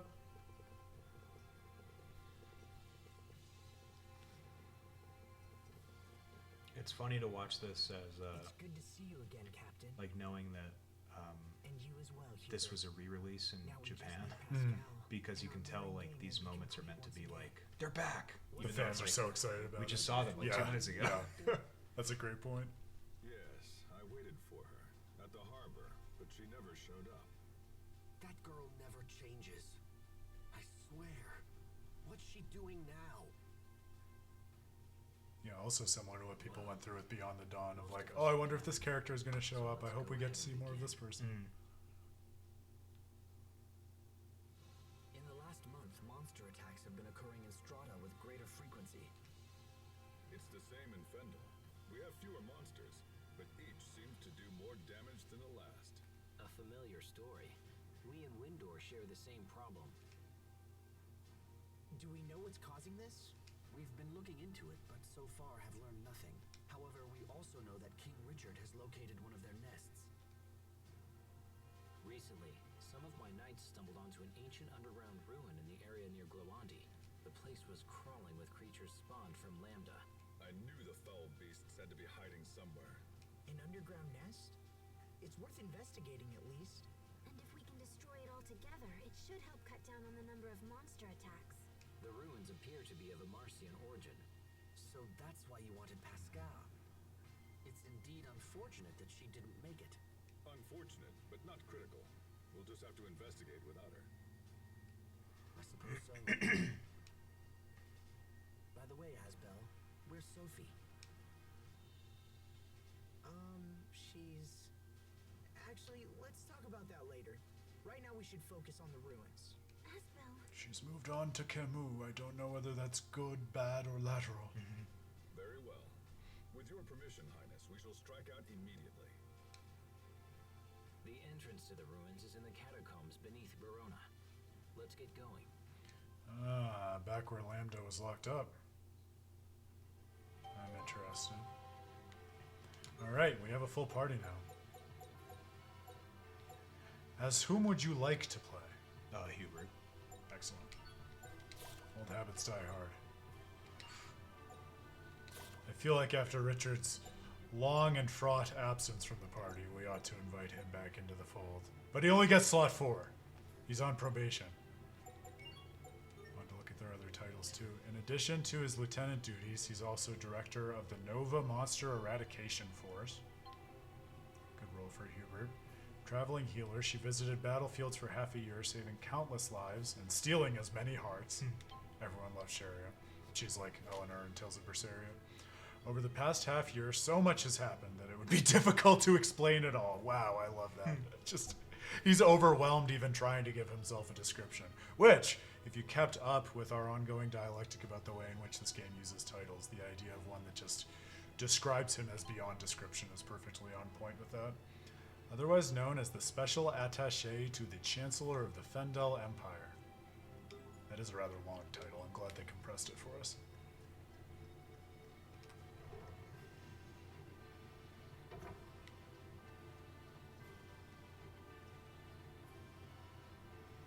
Oh, that's so cool. While he was possessed, even back when we had him in our party for the first time, he was focused on not only dark spells, but spells that were primarily focused on causing pain or absorbing life from enemies and things like that. And now he has access to old light favorites like Holy Lance. I love that. What a great way of showing his character development through his abilities. I know, His capabilities. it's been a while. It's good to see all of you guys again. It's good to see you as well. Likewise, it seems I've seen these two more than my own brother lately. Wait, you have? Hubert is in charge of Strata's Nova Monster Eradication Force. I've seen him at the Tri-Nation conferences. My responsibilities have also taken me to Fendel, where Captain Malik has been of great assistance. As the Chancellor's envoy, I've had chances to meet with King Richard on many occasions. Hold on, seriously? And you guys never invited me? Come now, Asbel. These are hardly social calls. You were the main character of our last adventure. We needed a break.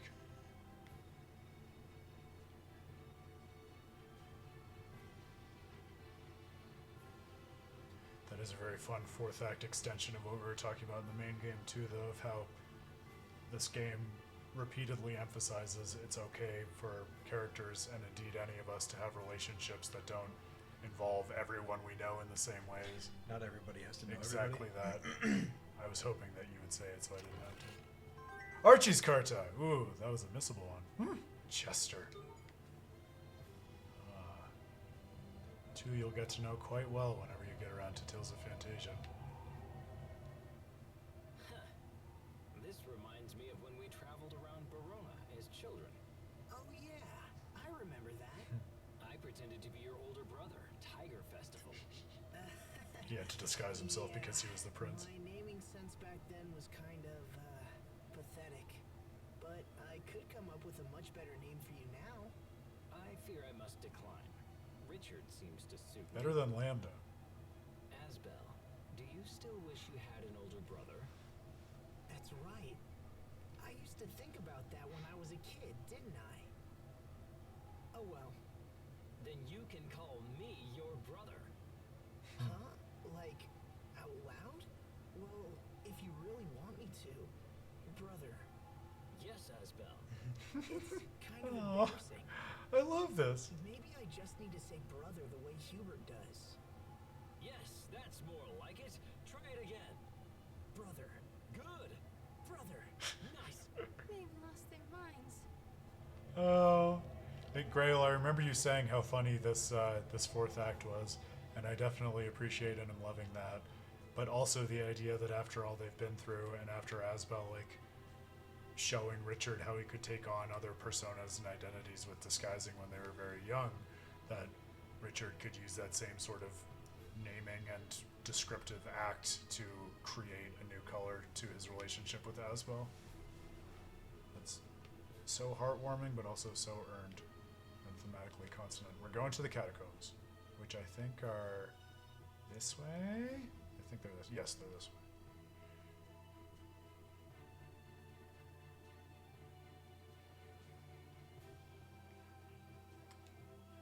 Meow. Yes, Oh, yeah, absolutely. you get to- Give it fish. Give it an eel. Give it an eel. Okay. Is an eel a fish? Yes. Okay. It's not a snake. As I learned Fine. from my favorite, one of my favorite YouTube videos, the oldest pie and mash shop in London. One of my favorite lines in it is this guy, the owner, he just goes, a lot of people think eels are snakes. Well, they're not. You've told me that before. They're not.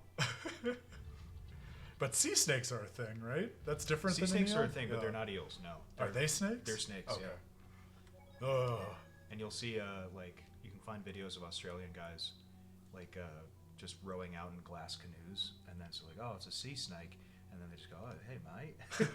Oh my god. Or they'll hit it. Like, the one sea of is two. dark and full of monsters. Full of snakes. And Australians. Keep your guard. It's been a while. You performed reasonably as well.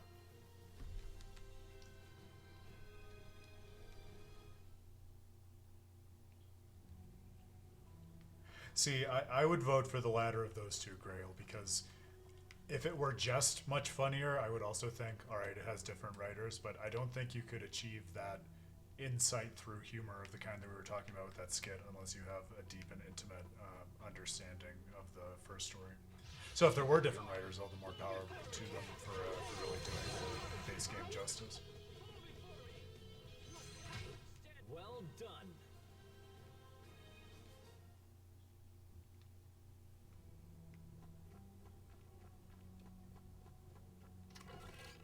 I wonder if that's something that happens often. Do you have a sense of like how frequently games will hand off like DLC and other material to other writers versus keep it in the hands of the original? Because I don't have a sense of that. And I can see it being interesting in either direction. I think short of Too easy. it going to a different studio, I think it's the same people pretty much all the time. And I know there are certainly a lot of cases, and I think, I don't know that much about it, but I think it comes up in the Tales series where there will be games and follow-ups of various sorts where the follow-ups are already planned even when the first one is being developed and created. So that's all the easier to keep it in the same hands. We found some kind of a Marcian contraption below here. It seems that the monsters have been emerging from there. Down here. There's a skid and a chest here somewhere. Well, we have a skid. Let's start with The that. relief organization must be tough work. Yes, but it's also quite rewarding. And after all the hard work, it got me thinking about the past. It's a little late, but I finally understand how you felt when you decided to become a knight 7 years ago. You do? You wanted to get stronger so you could protect your friends. Yeah, you're right. So will you support me? Of course. Give it your best. I will. The phrase, men surrender their ideals in adolescence, women pursue them in maturity, comes to mind. Wise words. Who spoke them? The one and only M. Caesar. I've heard that name before. Wait, that's Why, your it's name. me. Why, of course I know him. He's me. A gnome cloak. Awesome. Wait. Okay, are we going to have a stroke together, Grail? So, one of the things that we learned and talked about to death during the main game is that there are 3 elements in this world: wind and fire and water. So now it seems like there is Earthelith, which to me it sounds like, especially with it being named Gnome, which is the typical summon name for the representation of the Earth spirit. Like there's another element, but viewers might also recall we talked at the time about the idea that perhaps the other elements could just be synthesized from the 3 core elements, so it could still be a composite one. But interesting, and it feels pointed that they would introduce that in a 4th act, because we didn't really do anything like that in the base game. That's right, it has the power to sing silly songs with all its little gnomelet friends. Please don't mention my past in front of everyone.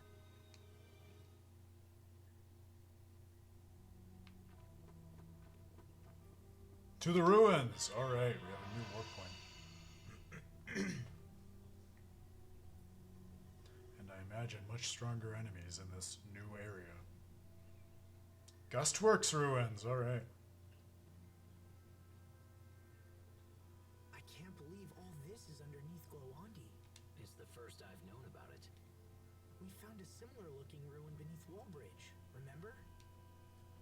That's true. They do seem quite similar. I imagine the Amarcians built them around the same time. I wonder what they're for. I'm sure Pascal would be full of theories. Perhaps. At any rate, let's press on and Theories which she would not explain. Monsters down here. Keep your wits about you. Explore thoroughly, alright. We can do our best. It takes a village. I have bittersweet memories of getting lost more than once in the first ruins of this kind, but we've come a long way since then. More ways than one.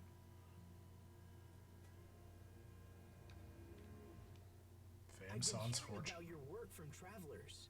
Everyone says you're doing a great job. In Strata, King Richard is more popular than even our own president. You can actually buy trading cards with his picture on them. In Fendel, his popularity That's rivals hilarious. that of the Chancellor. I'm not sure who is more famous. Please believe me. I don't lead these monster hunts out of some mad desire for fame. My earlier actions dealt a considerable amount of economic damage to both Fendel and Strata. To make restitution for those deeds, Windor has taken on massive amounts of debt. But I'm no fool. Confidence in leadership is something that no amount of money can buy. Your popularity is manifest proof of the trust the people of this world hold for you. In truth, you're the envy of leaders everywhere. Thank you, Malik. And yet, does that justify what's happening? Justify what? My retainers are selling keychains with my face on them. They make dolls in my image, and even King Richard fruit snacks, all to pay down the debt. How shameless. Not the worst strategy. It's funny too, it puts me in mind of, I think you said this off stream, not on stream, but you were speculating about whether and how the population, generally speaking, would have an understanding of the events of the main game, in the way that there was like a limited understanding of what happened in Symphonia by the time things got around to Dawn of the New World. And so I hear how popular Richard is, and I'm like, well, do people just like have an amazing willingness to forgive the fact that he went nuts on the world, or did that just never make it to them? I'm curious if I almost feel like it's not, because it seems like, sure, he's doing the right thing by going on the monster hunts, but like that's a really forgiving population to be like, yeah, he's doing the thing that, you know, he caused, and we're gonna throw laudatory remarks on him. Like it smacks of they don't know that it was him. Yeah, you definitely wouldn't be making trading cards with someone like that. Be like, even yeah, if he's you doing the forgave thing them. he should right. be doing. Watch out! Oh my god. That escalated quickly.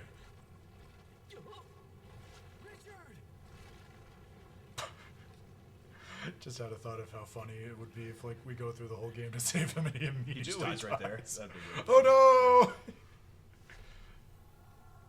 no! Uh-oh. Oh my god! No! Okay. Oh. Whew. They're not gonna kill both of them. And by the end of this I am cutscene, funny. only Malik is left alive. Oh wow! So we have to fight without either of them. That's a change of pace. All right, so let's put you back here. So you still have Hubert, and I'll take Malik, so then Chariot can heal us. All right. Focus, this'll be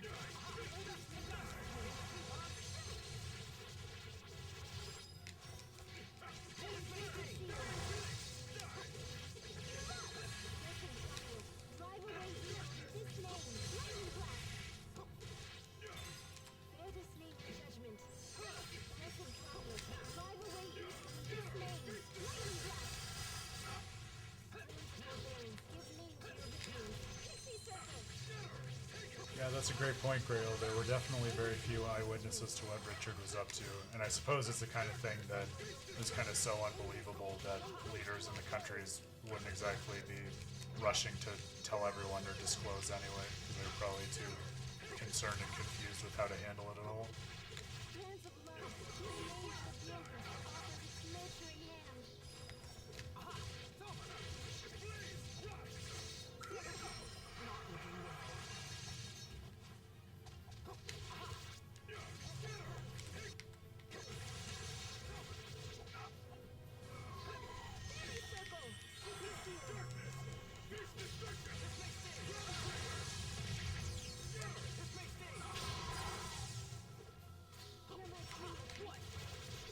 Why are they bullying me?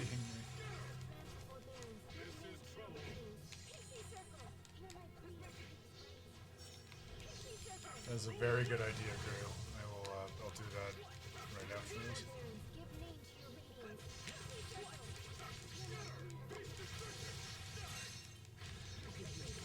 It is neat that this added act has already forced us into an unusual party configuration, because that is something that you get pretty frequently in Tales games where the party has to split up for a variety of reasons, but off the top of my head, I can't really remember that taking center stage in any of the Tales of Graces activities, really.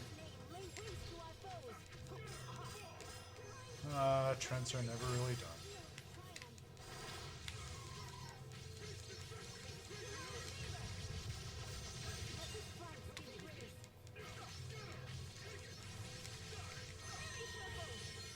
Yeah, I'll have to get him out with stronger spells, I'll do that.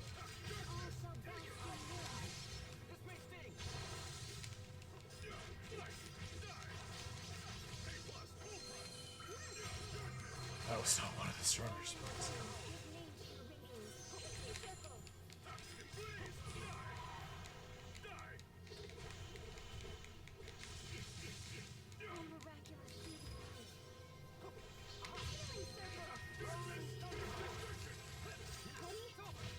I can't even bear the sight.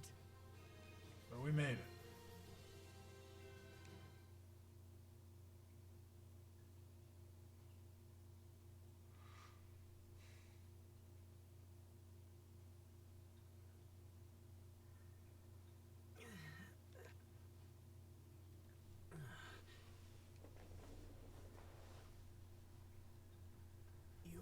Richard?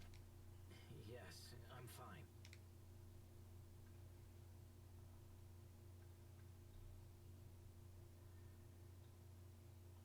I don't think we can get back up that way. Doesn't look like it. Asbel, Richard, are you okay? We're fine! Keep going! We'll meet you up ahead! Okay, be careful down there. Kinda takes you back to when we were kids, huh? Except Sophie was with us as well. Yeah, she was. Asbel? What is it? How is Lambda doing? I was wondering if he was going to ask. Has he been speaking with you or trying to manipulate you in any way? No, he hasn't tried anything like that. I almost killed Sophie because I carried that thing inside me. If that ever happened to you... Don't worry, Richard. Sophie and I are just fine. It's true that neither of us knows what Lambda will do going forward, but living with Lambda was my decision. Whatever problems come up, I'll find a way to deal with them. Will you go away forever, like your father did? Will I be left behind because I'm not human? Whatever problems.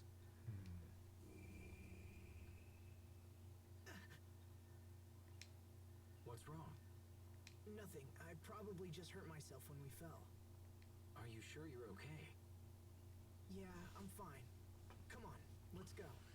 I don't know if that's what it is. No. Poor Dan gets to learn 3 characters. Not has to. Alright, would you rather play as Richard or Asbel? Richard, I guess. Alright. Here, do you want to take a look at his art options?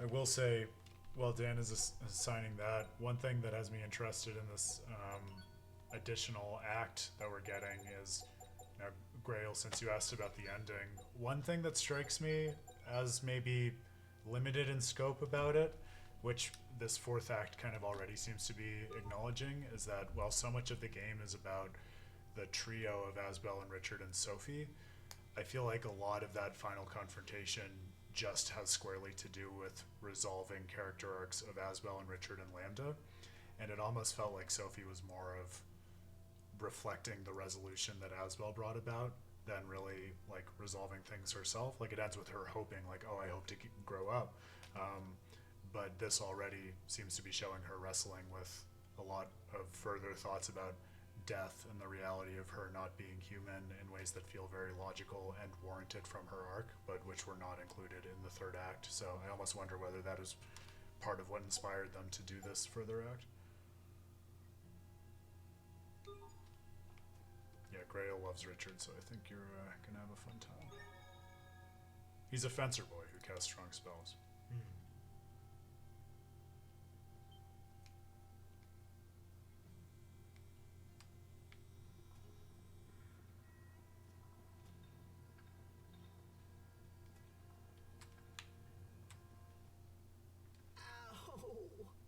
That wound must be more serious than you thought. Yeah, maybe. I sure wish Sharia was here.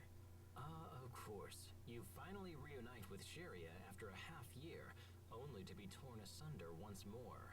Actually, that's not what I understand, and yet, why so long?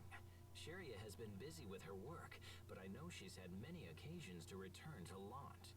She's been back twice, and both times I was in important meetings with my people. Fool! What am I going to do with you, Asbel? Huh?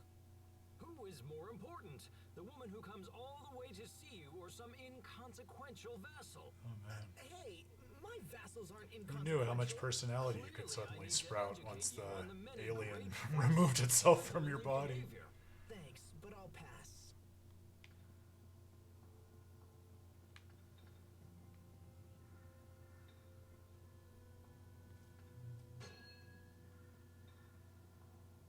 I say, you and I shall have words.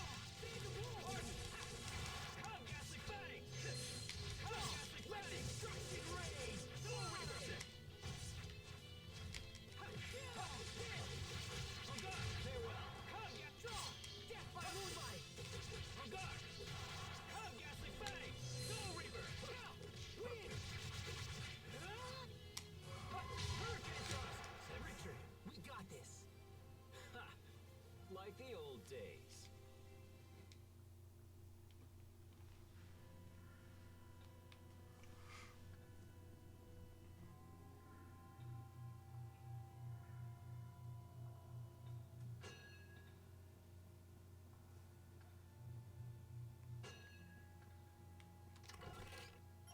Sylph Cloak, alright, for one of the familiar elements. Oh, and I think they're all treasures of the old royal family. I think that was so for the Gnome Cloak, too. And they're all equipable to Richard. Cool.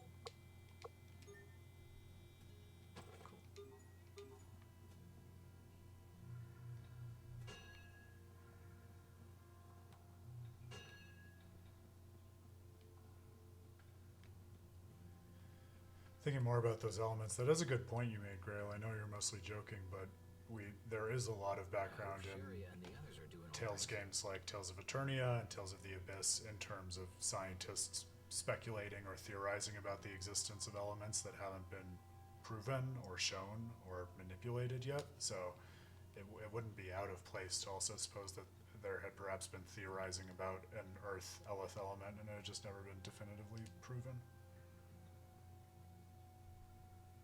Hubert and Captain Malik are there. I'm sure they're fine.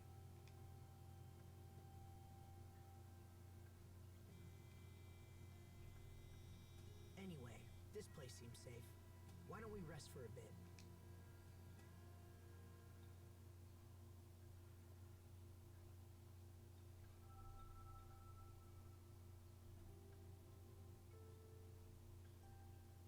Hey, Richard? Yes? Do you ever think about the future? I mean, decades from now? Where'd that come from? Sophie was talking about how I'm gonna leave her behind when I die. I told her it was decades away and she shouldn't worry about it. I mean, I hadn't even really thought about it myself. But that just made her more upset. She said the years would pass in no time at all. Is that why she isn't here? It made me realize how differently she experiences time. She seems so human. Sometimes I forget she won't grow old and die like the rest of us. And already we have Act 4 thinking about attention to the experience of time, like we were talking about with time dilation and time skips right off the bat. I've always treated her like a normal person, and I don't regret that at all. But at the same time, I haven't given the future a whole lot of thought. Perhaps these are thoughts you should share with her instead of keeping them to yourself. If she mentioned it to you, it's likely a concern she's had for some time. That's true. You were able to accept Lambda's loneliness. If anyone can help Sophie with hers, it's you. You're right. Thanks for talking to me. Happy to help.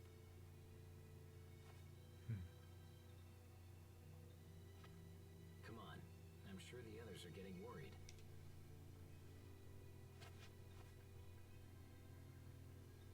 Then let's go.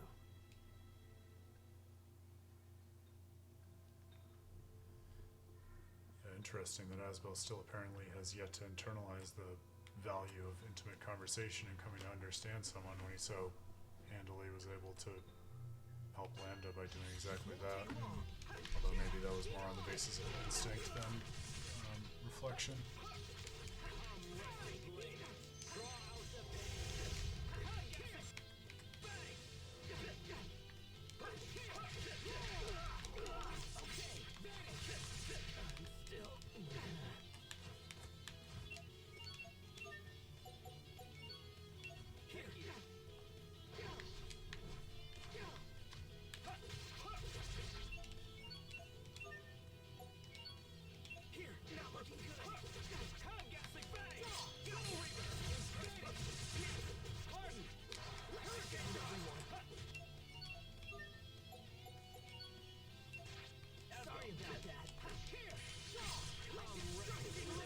Yeah, wolves are our favorite enemy, Grail. We talked about last time. I definitely know how to swarm and flail. My two favorite things from an enemy. I wonder how the others are doing. Ah, we can find out.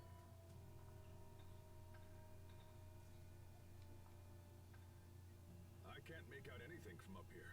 Asbel, Richard, are you okay? ahead! Keep going! We'll meet you up ahead! Okay, be careful down there. That's my brother. Tough as a rock, if nothing else. We should move before more monsters show up.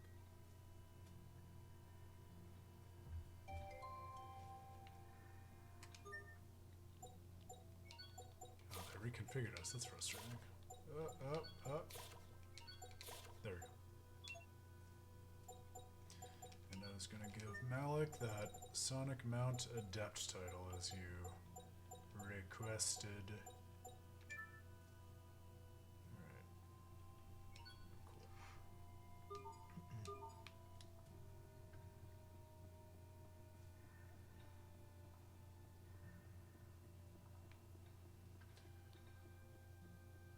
Alright, so I know, Grail, you want this title for a special hidden mystic art, which everyone loves and which Malik has and which we haven't achieved yet.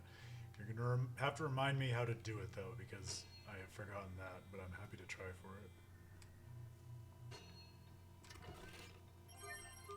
Good. Dangerous liquid that's been stowed down here since time immemorial. Oh, interesting. What's beneath us, too? Oh, I guess it's just the lower level, and then some water. Lavender. Excellent. Give that to you right off the bat. I think we have a couple. Nice. I think this is the way we came.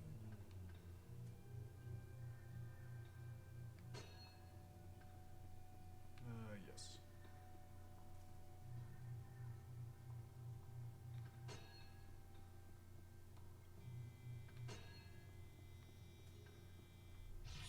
Must you inconvenience us so?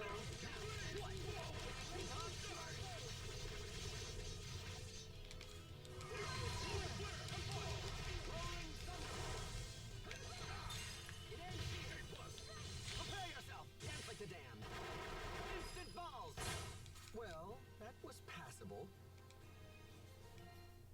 While doing Sonic Mount. Okay, got it.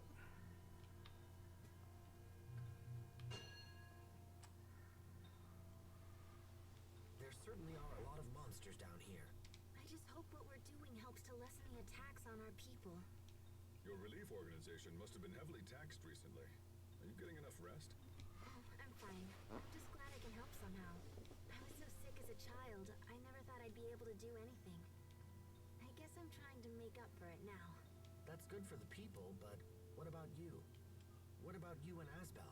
My mother says he's been swamped with marriage proposals. Oh? Guys like him may be slow on the uptake, but once they make a choice, things tend to move quickly. Well, I wish he'd hurry up so our mother can stop worrying about it. No sensitivity. You get married first. That might help ease her mind a little. Well, why are we talking about me now? Don't play dumb. We've all heard about your possible engagement to the president's daughter. Ooh. What? Really? Everybody's getting married in the fourth How do you act. know about that? People talk, I listen. At this rate, you'll be the new president of Strata in no time. It does add in my mind also to the Shakespearean tone in this game. As I was saying, that's a big part of the earlier When game did too. this happen? It's nothing to do with me. The president brought up the idea of his own accord. And even if I did marry her, that doesn't mean I'd take over Strata. The presidency is not passed down through a bloodline. I thought you knew that. Hey, wait up! Kids these days.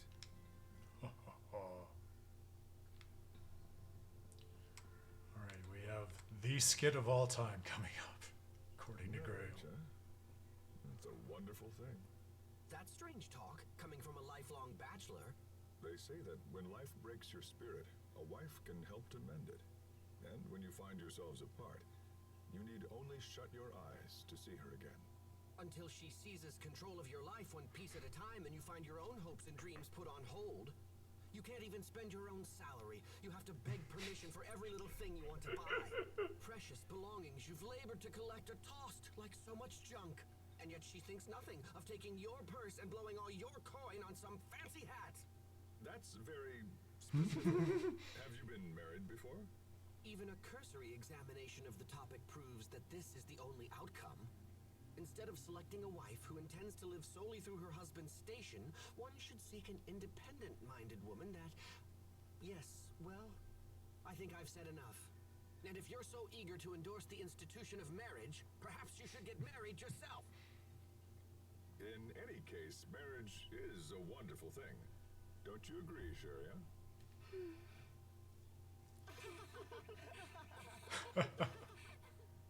Sheria? Huh? Oh, right. Marriage.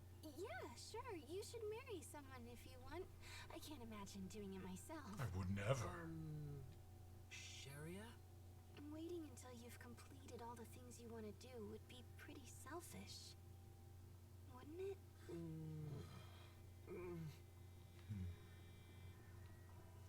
Yeah, so I tricked you. We're actually starting your bachelor party now with meditations on marriage a couple months ahead of your wedding.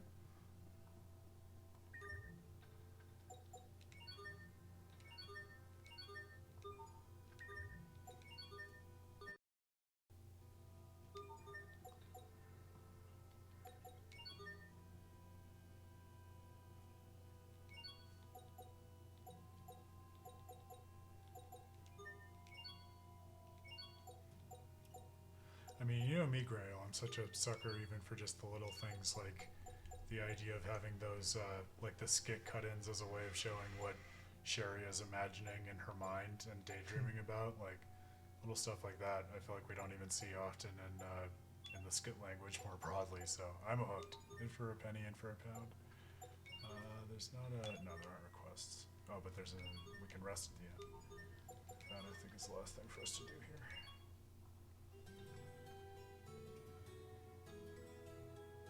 It is also for all the joking one can do about Malik. It's nice to see the little flourishes of his life as a 40-year-old and his own lost love and everything like that, and how he tries to help the younger kids figure out how to make sense of their relationships with each other in such a different phase of life. Oh, interesting. So that seems like maybe that one will be helpful for the game down below since it rocketed down there. This one doesn't work anymore.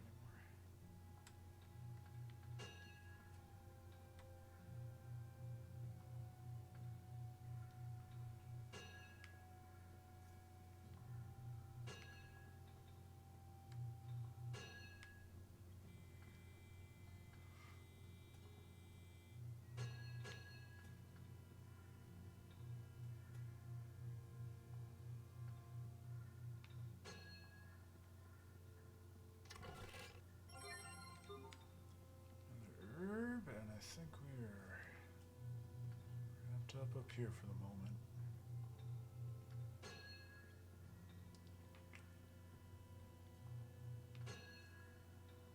Yeah, I will say to your point earlier, Grail, having worked through one of these crazy labyrinths much earlier in the game, it at least seems possible to do it now, where I was much more disoriented before. Oh! No rest for the wicked.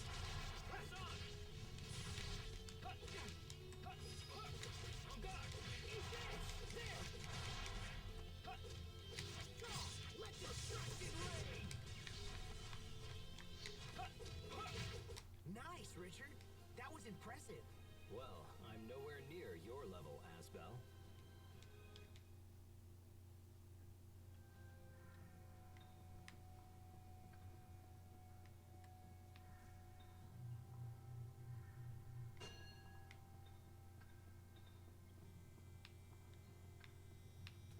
Okay, we're missing one there.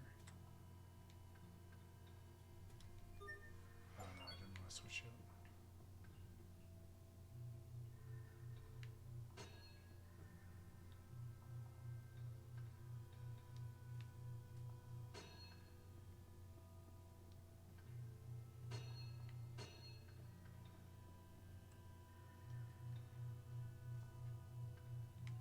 Alright. Back we go. Well, I am glad also to be jumping into this right after the the Guardia shaft, because for all of the whiplash of switching parties, I don't feel like this puzzle is as complicated or taking us over the same ground as many times as those puzzles were.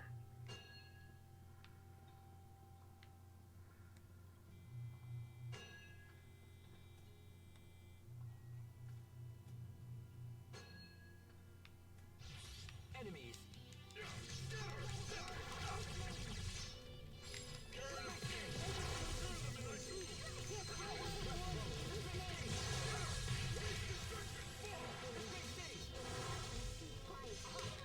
We must always give it our best.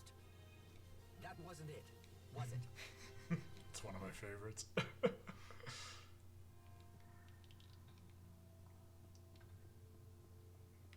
Grail has pointed out it's a great moment and an unusual one for those post-battle conversations where Hubert is very clearly speaking to the player just as much as to the characters. But I guess your best wasn't good enough. Mouse Carta. The past isn't important.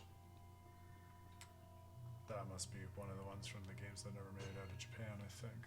I don't think I'm familiar with the Mao.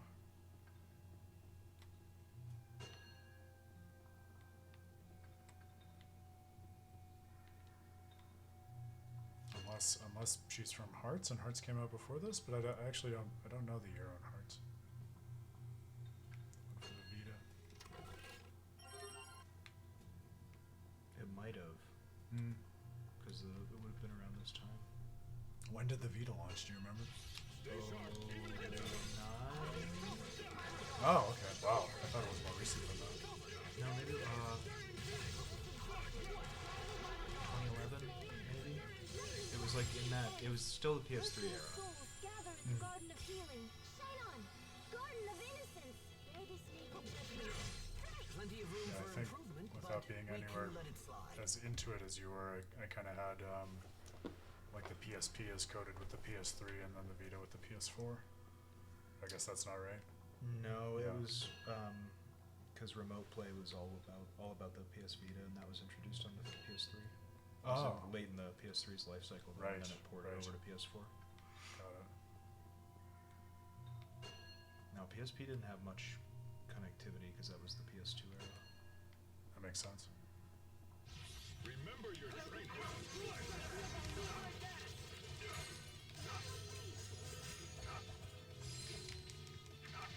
Oh, Grail, you had my sympathy. I spent 3 days grinding in this dungeon. For good reason, but still it's rough. Grail, can you remind me which combo gets Sonic Thrust? Because I can't remember for now, and I'm too preoccupied to check. Oh, there it is. Sonic Mount. I might have said Sonic Thrust. Yeah.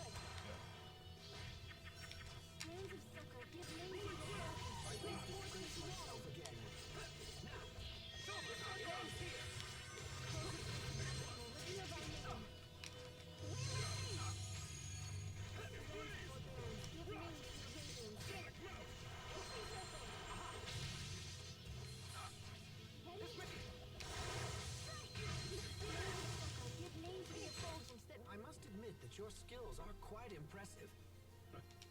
Aren't you sweet?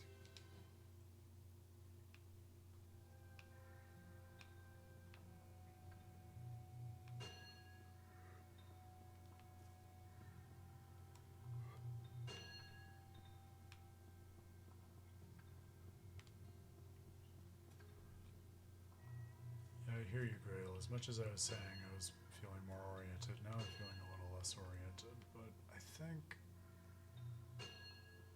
think we made a difference up there.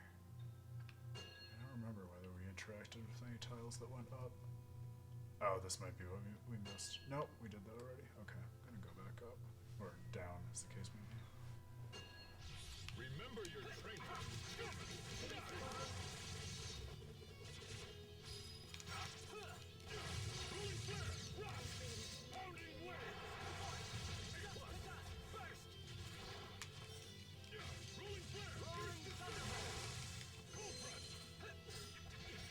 It's a very satisfying sound effect, no doubt.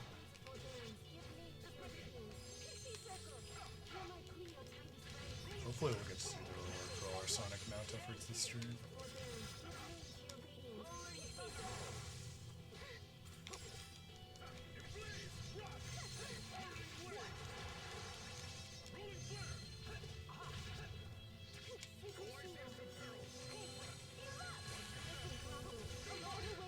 Plenty of room for improvement, but we can let it slide.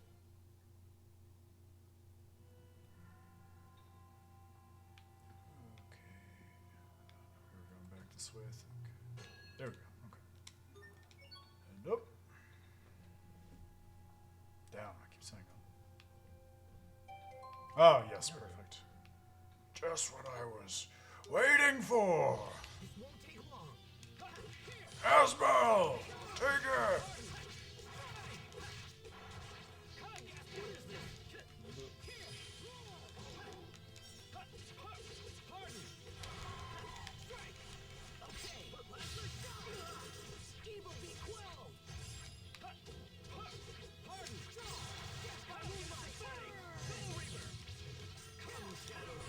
Open the door to despair.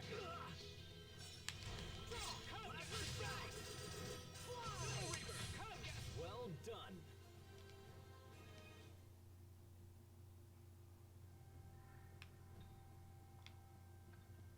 Okay.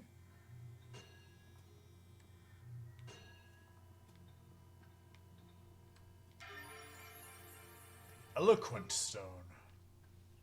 Wait a minute. I feel like I've seen something like this before. It was in the ruins beneath Wallbridge. Yeah, that's right. Where we saw the illusion of Sophie. Asbel, I need to ask you a question. Can you ever forgive me for Sophie? Huh? What's this all of a sudden? Did you do something to upset her? When Lambda had taken control of me, I tried to kill her. If I'd possessed the strength to resist Lambda, to free myself from his bonds, there wouldn't have been a battle at all. Oh, that? Yeah, Sophie was never even angry about that. Look, Richard, she fought you because it was her duty as Protoss Haste. But even so, she kept reminding herself that you were her friend, and she held back when you fought. I never knew she was struggling with such emotion. If it makes you feel better, we can go back to the tree and renew our friendship pact with Sophie. It might be a nice way for us to relive those days. It just might be. I wonder if that's setting up them going back to the tree and adding Lambda's name, which was the other thing that we saw. Yeah, that was a great line of Richard's Grail. There's so many great lines.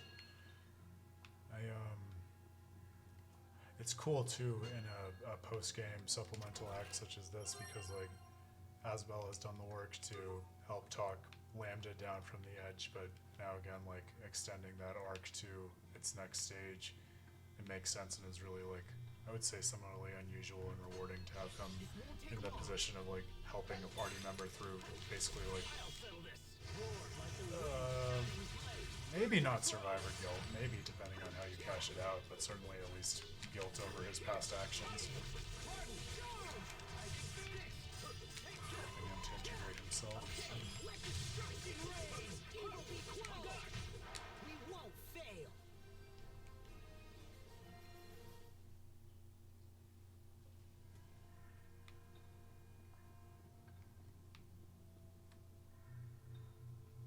Boop.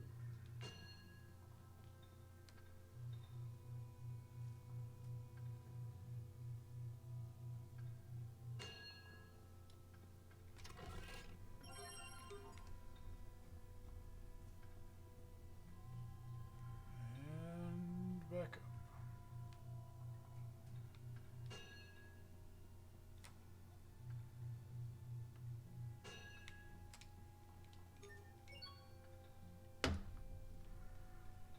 Grail, I'm seeing what you mean by explore this place thoroughly. There's certainly a lot of ways to go.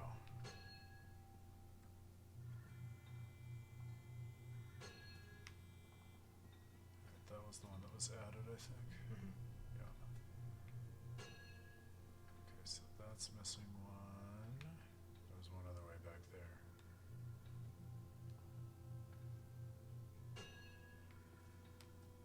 Yeah, and very cool how specifically location-bound those missable skits are, Grail. It really makes me feel, especially in a dungeon like this, that the game is treating those conversations as kind of a form of treasure, just like the chests that you find, which really accurately reflects to me the way in which these games value conversation.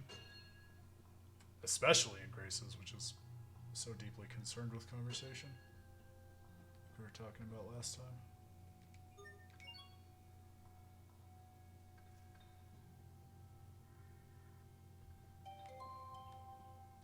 It would be nice, although it might just ultimately make things more confusing if instead of a blackout transition, the camera actually moved to see where each party was relative to the other whenever you switched. I feel like Or that. you could just see them from above. Yes. Yeah, or even just like a split screen with both layers or something. That might be helpful.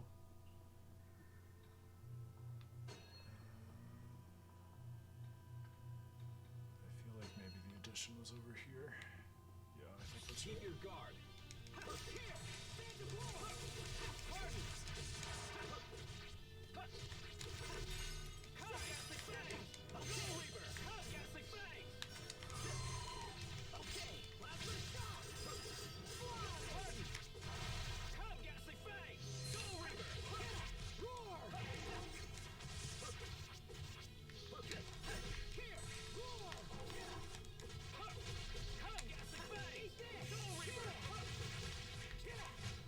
Victory is ours.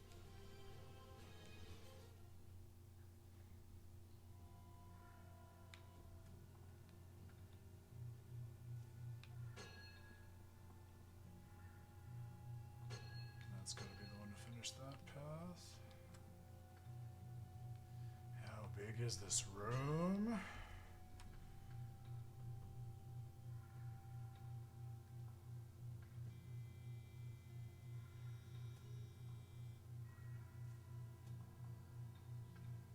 Oh, there must be another block that comes down to block the progress of this block across that big room. It goes to the middle part. I guess that's what's happening.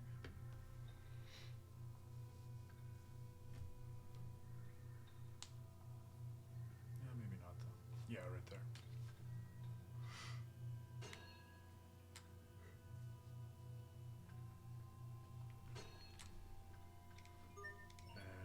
And up.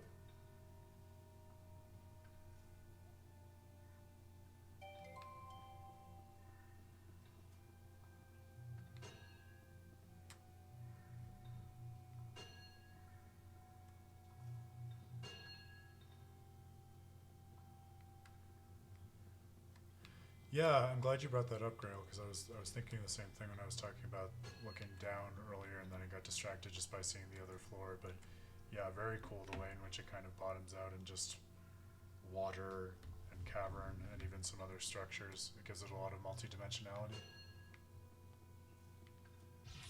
Very well. Let's begin. Listen, What? Can you keep up? unless it's when I feel our time. Rolling tempos. This is also perhaps a somewhat pedestrian point, but I think it's worth calling out. Another cool way of adding texture to the themes we've already talked about in the games with the relationships of different characters sequestering parts of themselves as only being relevant to certain people in their lives. So you only see like certain parts of their past discussed with people who have the standing to actually understand and contribute to a discussion of it. And seen in that way, you can see the separation of the party stratified across the two parts of this dungeon as sort of a physicalization of the same kind of distribution of people across relationships.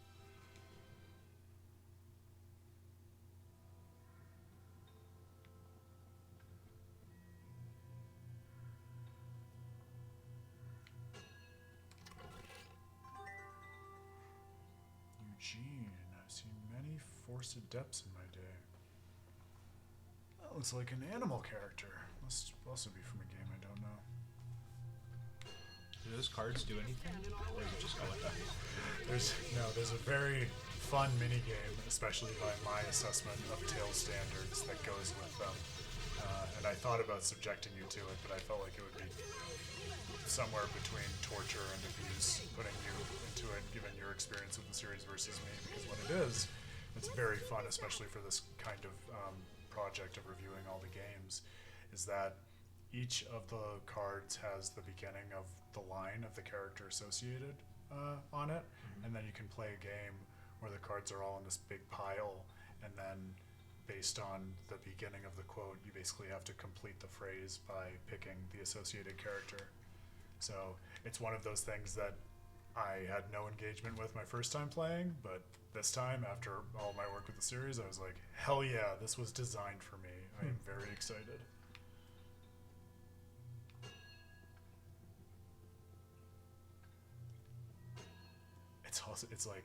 It's all the more wild though, because as Grail pointed out back when we first encountered the game, you know, they adapted it to this English version, and they kept all the cards in, even though many of the cards, as I've been saying, are from games that were never localized. So it's like half the time, if you've played the other games, you recognize what they're talking about immediately, and half the time it's like, is that even from a character I know?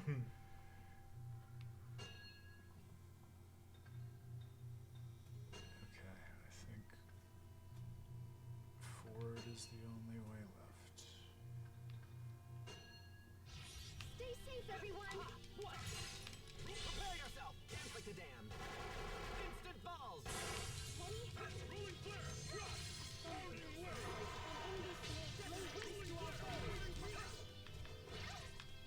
Aha! It's over! It ends here! Rolling flare! Drop! Sonic missile! What? Rolling flare! Darting phoenix! Rolling flare! Darting phoenix! Completing A whole lot of warriors in this lane. Everyone did as well as could be expected.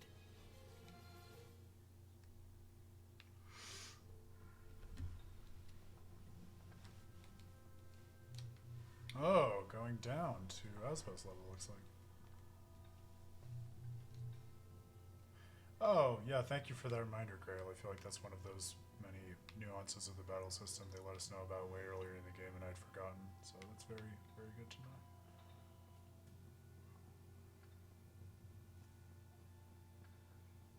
Okay, so I think we're back now at the start of the same area. So now if we go with Asbel, we should be able to just retrace our steps, get the party back together. I'm understanding this right.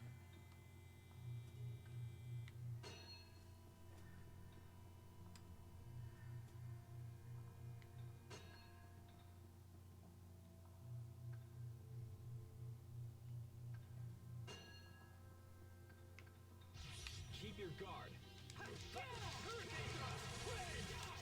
Press on! Be gone!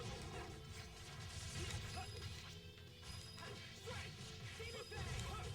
I'm back! Ghastly Fang! Soul Reaper! Die! Strike! Not yet! Okay, death by moonlight! Gotcha! Let destruction! We won't fail! Oh, you think so, Grail? Well, I couldn't really tell yet, but let me know if you think you have a sense of the right way. I was just feeling my way back in a direction, which I thought was right, but it might not be the most direct. I feel like this is right, though.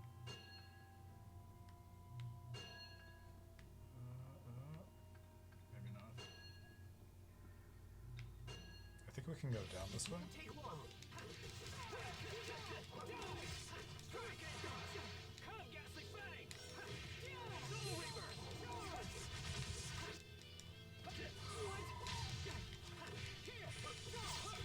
Come, Ghastly Fang! Soul Reaper! Farewell! Phantom Wolf!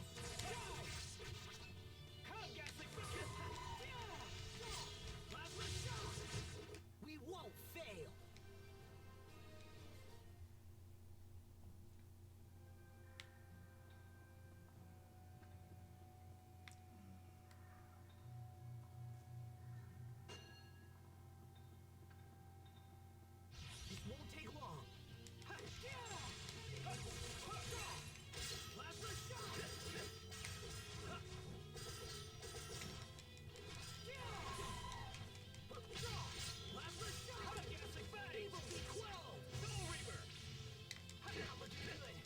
you have a sense of the right way, let me know. Otherwise, I'm gonna play this out. It still feels right to me, but I'm totally open to being corrected. I just need a direction in which to be corrected in a place like this. Alright, I'll remember to cook for us real quick.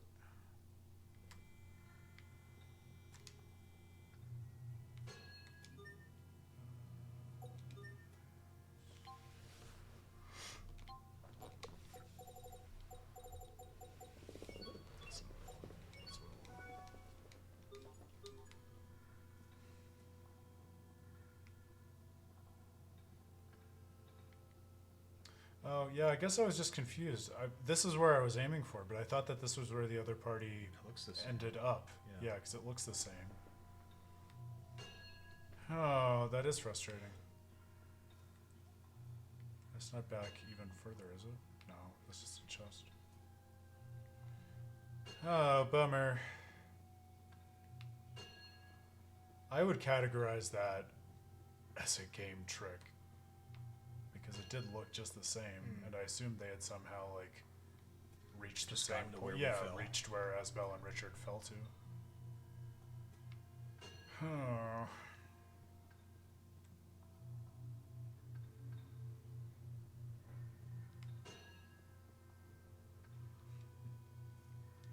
Games do things like that. To Grail's point about grinding, it makes me think that they just want you to spend more time grinding levels in spite of yourself in the area, which is never a great feeling to have. This won't take long. I'll settle this. Roar like the wind's shining blade. Vertex Rose. Awesome. Evil be quelled.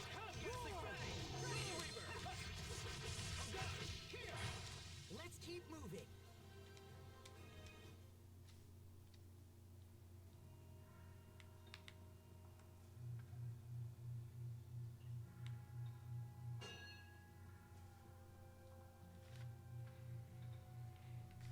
So it must just be an identical area on the other side of this giant expanse, I guess.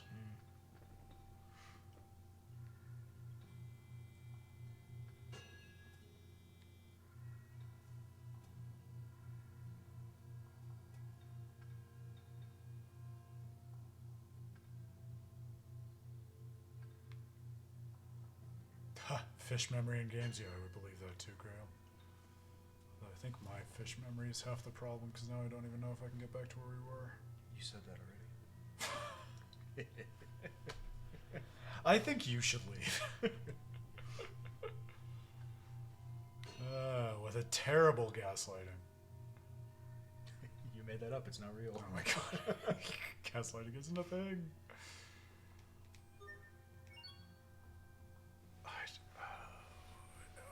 I'm all crossed up now. Okay, so they got to here, and we have Can't no go back, recourse yeah. there. Well, Well- this has got to be the end for them. That's what I figured. Yeah, because they have the We switch can't- point there. Can we do anything? Like, can we manipulate anything? Not here, I don't think. I wasn't What's sure back whether here? there's. Yeah, well, so there's. Like, this can take us back up, so I wasn't sure whether I Oh, just that's missed where we something came from. there to. Yeah, maybe I'll just go up real quick in case there was something that we needed to drop for the other party, because it feels like that's what's missing. Like one more drop. Maybe by that red block. That's what I was thinking, yeah.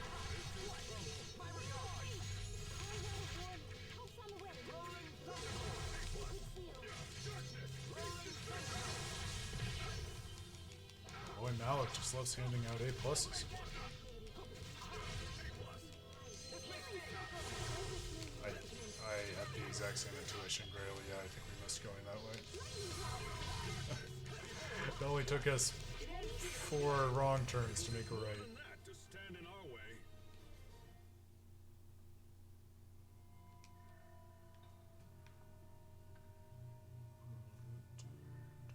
Yep. Ugh. Hilarious. If I only had a help me.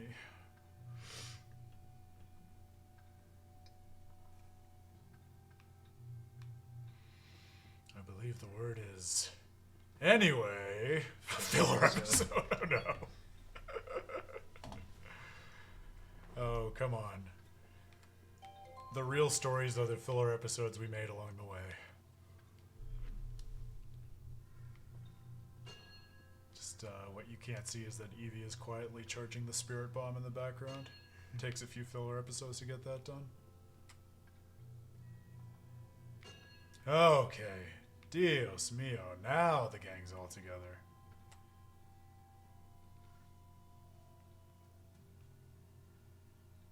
Asbel, It is interesting. Maybe we'll get some color on this here, because I wonder like what the in-world explanation is for when they're wondering how the others are doing, like through these devices. Like, they just inspecting them? Does that transfer their attention in some way? Probably one of those things that doesn't answer that many glad to questions see you're all okay. with the ones you ask. Are the two of you all right? Yeah, we're fine. Sorry to make you worry. I don't know what we'd do if something happened to you, King Richard. Your concern for my well-being is touching. That's okay, Asbel. If anything happens, I'll protect you. His king in shining armor. Words are wasted on me, Your Highness. I'm only doing what you would do for me. Hey, come on. This reminds me of when we were kids. Yes, it does. I hate to break up the happy reunion, but we need to keep moving.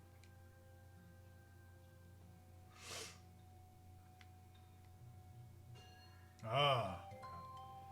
As if it had been waiting for us. I will notice also not to continue hammering the point about Richard, but whatever we think of the symbol on his back, it does seem to bear a striking resemblance to the symbol hanging out in these Amarcian ruins. So I wonder whether there is any there. Captain, tell me, what did the three of you discuss while we were away? Well, Oh, Sherry girls talked about mostly. I was gonna Praxis say and that. the relief organization, and then Hubert said he wanted Asbel to get married soon. I see. It's hard to imagine Asbel getting married, isn't it? Not necessarily. I can't help but think he already has a fine prospect by his side. You speak of Sharia, I assume. But those two seem so awkward together. I fear it isn't going well. I hear you. I think they share the same feelings, but they just keep Everybody missing just each thinks other. like, yeah, they're pretty lame. It might provide the necessary motivation. Sometimes the fated match just sucks. It just sucks. What's it? I'll step in to play the part of the rival. Interesting. Show me what you would say. Syria, let's make out. My man! Oh, that might be my new favorite Jameson Price line reading. Sure, yeah. His opening gambit. Let's make out. It would work too. Don't act as if it wouldn't work. What do you think? You and I are making out now.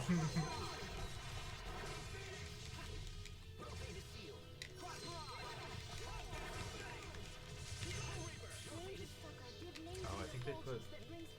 Oh, I forgot to change it back to Hubert. That's on me. No, but I think also. I think everybody's on. Is everyone on auto? It looks like you should still be able to control Hubert.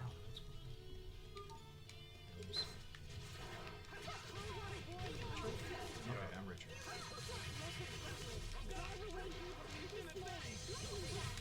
Your sword skills are amazing. Are you sure? I can Yeah. switch it back. Okay. No, I got used to him in that last one. Protect us all. Right on. They do all have such different fighting styles. Don't they?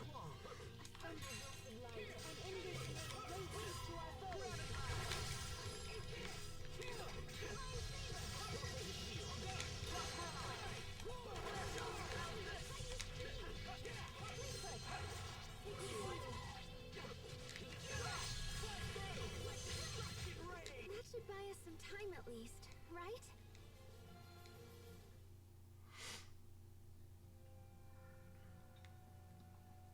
We roll. I think you got a base rating from Grail for deciding to stay with Richard. I'm just racking up the base rate. That's right. Dan the mega based at this point.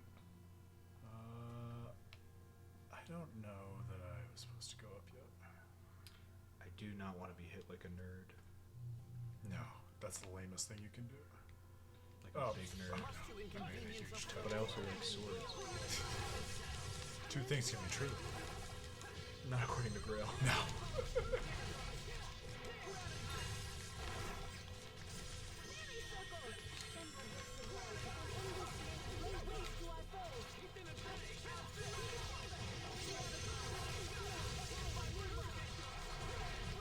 I bid you good day. I said good day. Good morrow and good evening. Keep your guard.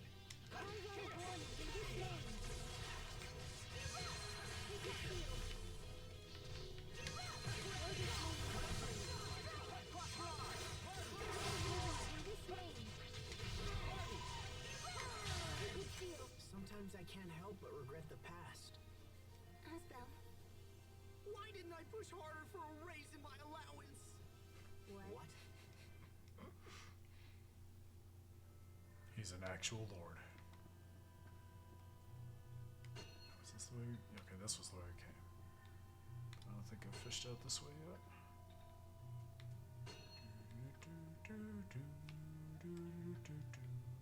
Ah, save point, my love. That's what I was looking for. But what's over here? Keep your guard. Just weird fella. My favorite kind of fella. Best friend with C-sticks. Yeah, get out of here. Yeah, you're all right.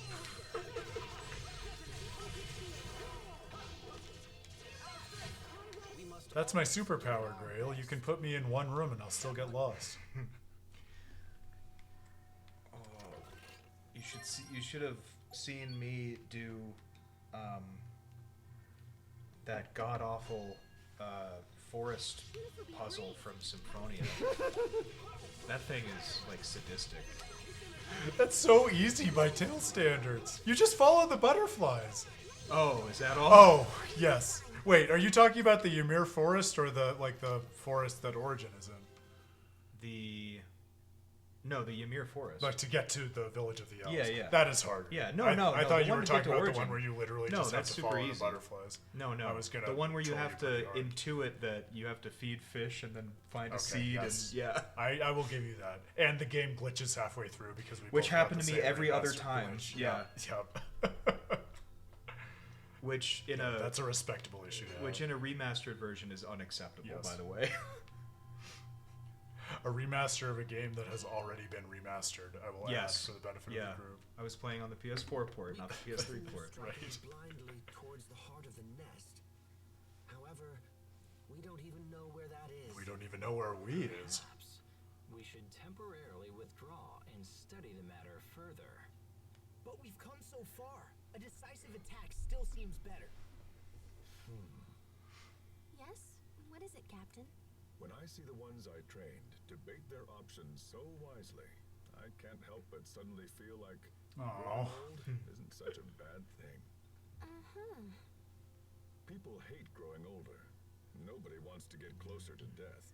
But when you see a bunch of slack-jawed kids transform into You see a bunch of dumb idiots. it really keeps your hope alive. I'm not gonna sugarcoat it. You guys really sucked a year ago. Man. Melodramatic advice. It would seem you're all still a bit too green for me to retire just yet. Growing old isn't so bad, huh? But what happens in I Sophie's wonder where case? Sophie went. I know. I'm still worried that she might have been spirited away by that woman or force yeah. or whatever. But she didn't seem malicious. She No, but she seemed like she wanted something with Sophie. right. Maybe I'm reading too much into it. She seemed more like maybe there's I'm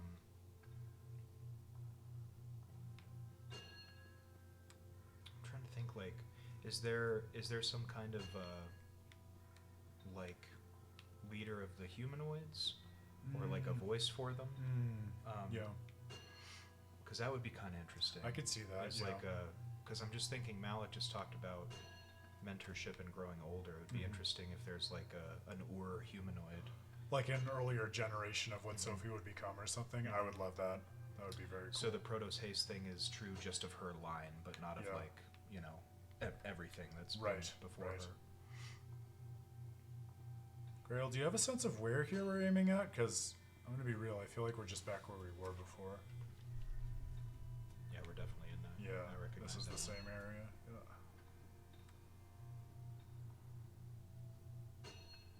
Oh, it's back up on the other one. Okay. So I literally just walked right past it. Perfect. I can walk right back to it. Oh, Aaron, you goose. You absolute goose. It's me. I was the untitled goose game all along. Did you ever play that? No. I just absorbed it into my cultural consciousness like everyone else. Bad, you said? No, I said it was very charming. I heard that people really liked it. It's one of my favorite like indie games of the past, I don't know, like 3 or 4 years. Wow. Yep. Not that I'm going out of my way to play a ton of them, but No. I love that one. Oh, getting a call. Pardon me. Okay. Oh, if I can get up without destroying everything. You will try. Hello? So this can at least give us a second to figure out what you were working on, Grail. No, I'm happy to take the blame. So is this the platform you're talking about? Like, because this is where we didn't want to go yet. Oh, the previous one. Okay. So I did just truly go right past it. Sounds like Dan was getting food. I'm sure he'll be back in a mo.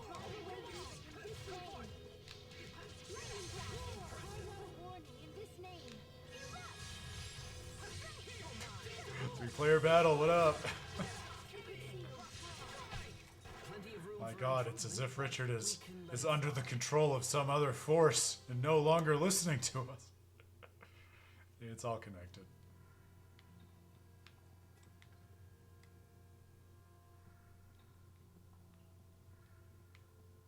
Okay, so it's not on this platform. But it's on one of these is what you're saying. There's a discovery point on one of these platforms. I can try to search through them. Well, this is a whole other screen. And I don't think we want to go to another screen because that's definitely like, that was also kicking us back quite a ways. Go right twice, okay. I'm assuming this is right. And this is right again. It's hard to keep focus as the camera moves around us. I say focus, but I meant this hard to keep a frame of reference.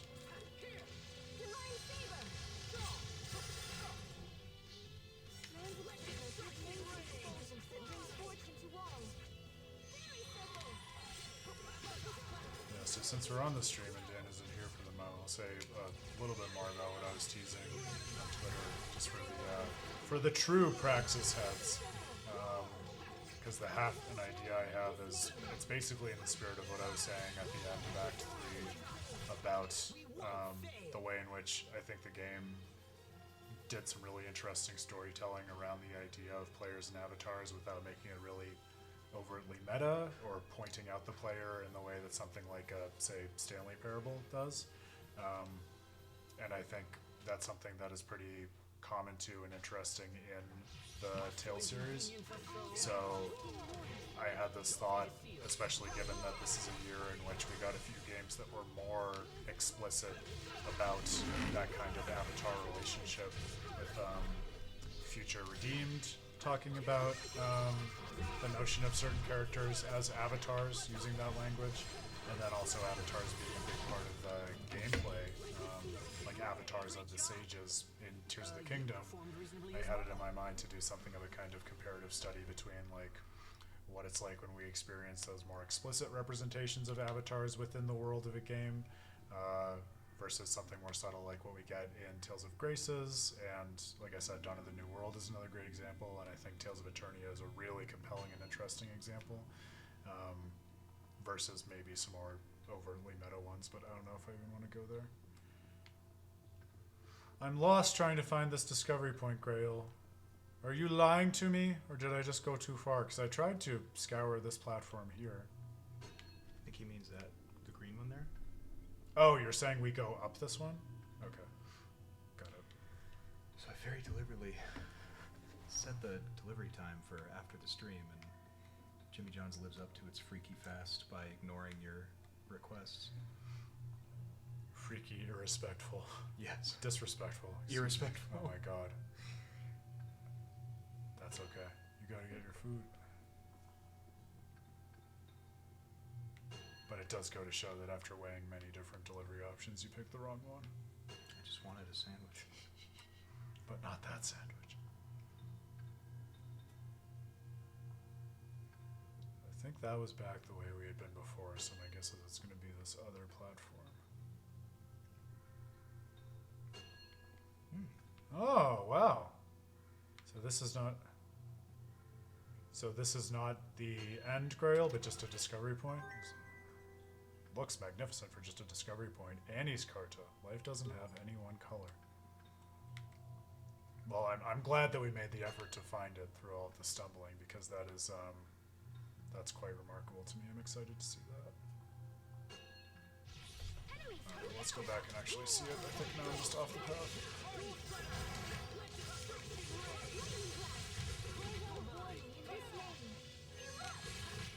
That should buy us some time at least, right?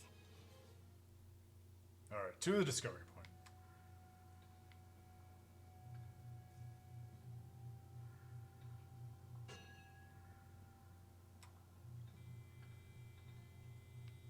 Yeah, I have a feeling, just speculating since I still haven't played it yet, but based on what you were saying, Dan, about the Vita timing, my guess is that a lot of these cartas are adding hearts, which is just getting me more excited to dig into it.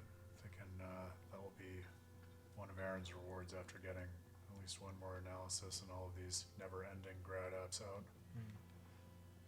So sometime in the next 6 to 28 months. Maybe Pascal would know what this is. Gustworks Core. Ooh, interesting. If I'm not mistaken, isn't this what regulates the functions of the Valkanists? This? Yes. We'd probably need to ask Pascal to find out the particulars.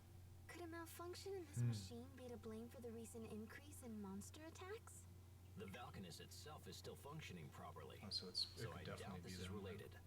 I hope everything's Oh, okay that's right. back I'd home. forgotten that. Yeah. I'm sure Dallin and the others are doing a fine job. Or do you lack faith in your own companions, Sharia? No, I didn't say that. Everyone's waiting for our return. We cannot afford to disappoint them. Right. Trouble in the henhouse, Asbel. The atmosphere was practically sick. Yeah. Must be those fire arts heating up the place. That was a stretch. Alright, I'm also glad we took the time to find that as an extension of the plot to create a rival for Asbel. Well, this is frustrating. I'm hoping we can find a way to do this later. Perhaps based on what they were saying, maybe if and when we get Pascal back to our party. Yeah, and I guess we don't have to worry about missing out on that now. Alright. Back to, I think, the conclusion of the dungeon. My goodness, talk about dungeon crawling.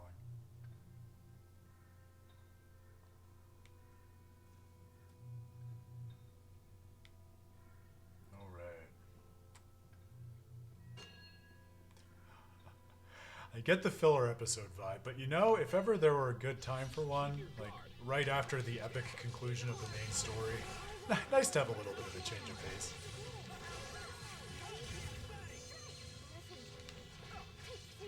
No, I would agree, Grail. Like it's not impossible. It has that interesting splitting up the party mechanic, which, as I said, is in typical Tales 1, but pretty absent from Tales of Graces, and you get a lot of great conversation and further color to the world. As much as it's a bit of a chore to navigate, I think it is a rewarding chore. I would agree with you. Alright. Make the party all healed up. We're all good. Like soldiers, we march on.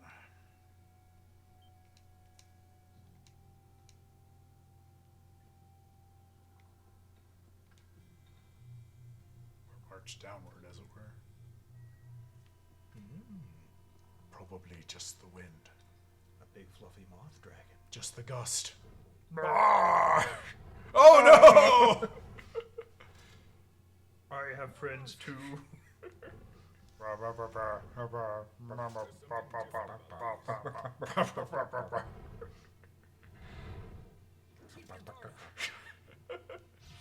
expect the best from everyone. A fair fight, Grail says. We'll see. We'll be the judge of that, Grail.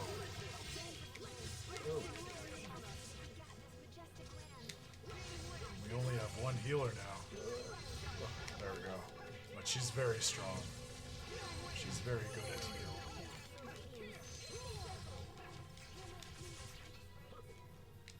Oh! I was gonna say, I didn't feel like we were doing damage. These guys are tough. At this rate, we won't last very much longer. Oh. Is Lambda gonna wake up? Oh. Good call. Richard.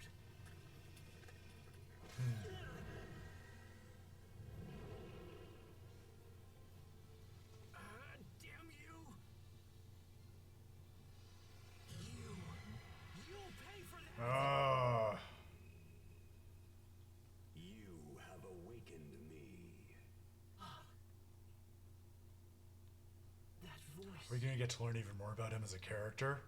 Entrust yourself to my power. Hey, how's it going, dude? I'm so excited. Hesitate, and your friends will die. If it took them 3 further years to lean even more into Dawn of the New World, I'll be so delighted. I'll laugh, but I'll be so delighted. Strike forth.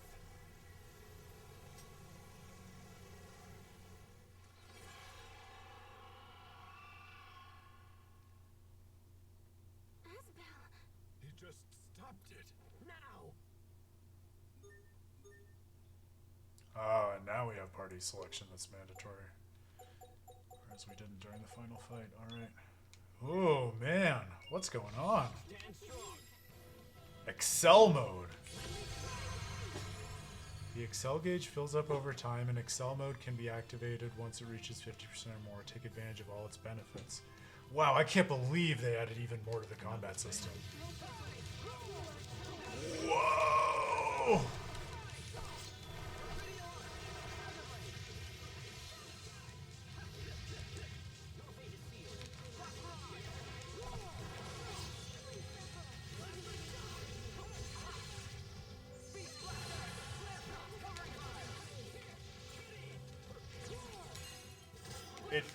I just love the way they can make a mechanic feel so powerful. Like, I really feel Asbel just enter another form.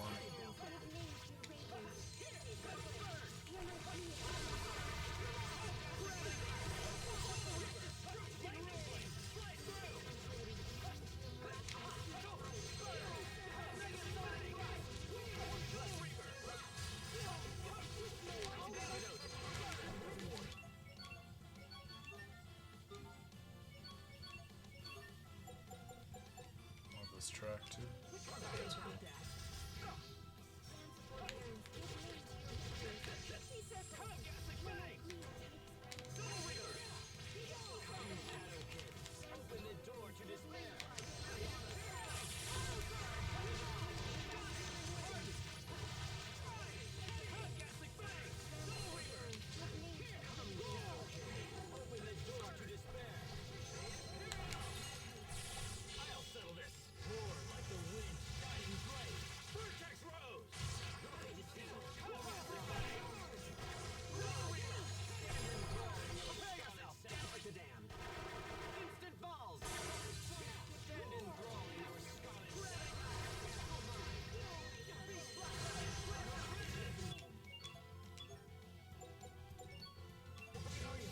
Stacking different superpowers, Grail. I love it.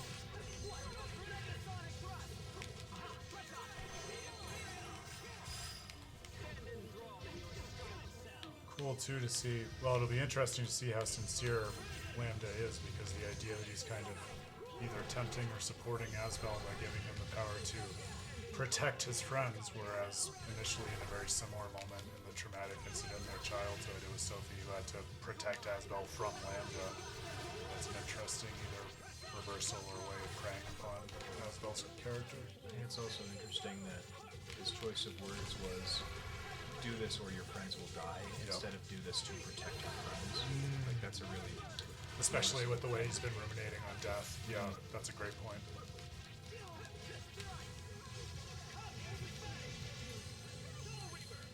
I was trying to think about what this, like the Asbel Richard thing was reminding me of with Lambda. Yeah. And like, I was just thinking like of Please don't mention my past in front of everyone.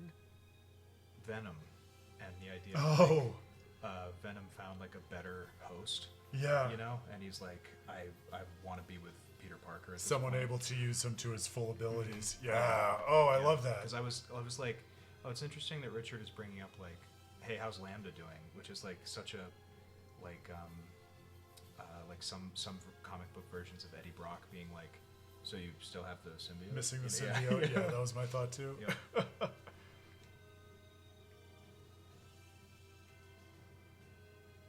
Okay, characters who know the Excel skill can enter the Oh. mode. Not just Asbel. Yeah, that's interesting. I wonder how it will extend to other characters, what the explanation will be. In addition to common effects shared by all characters in this mode, each fighter has his or her own special abilities that can boost combos, restore CC, and even heal HP. Huh. So maybe it's not all sourced from Lambda. Maybe they get it for their own reasons or something.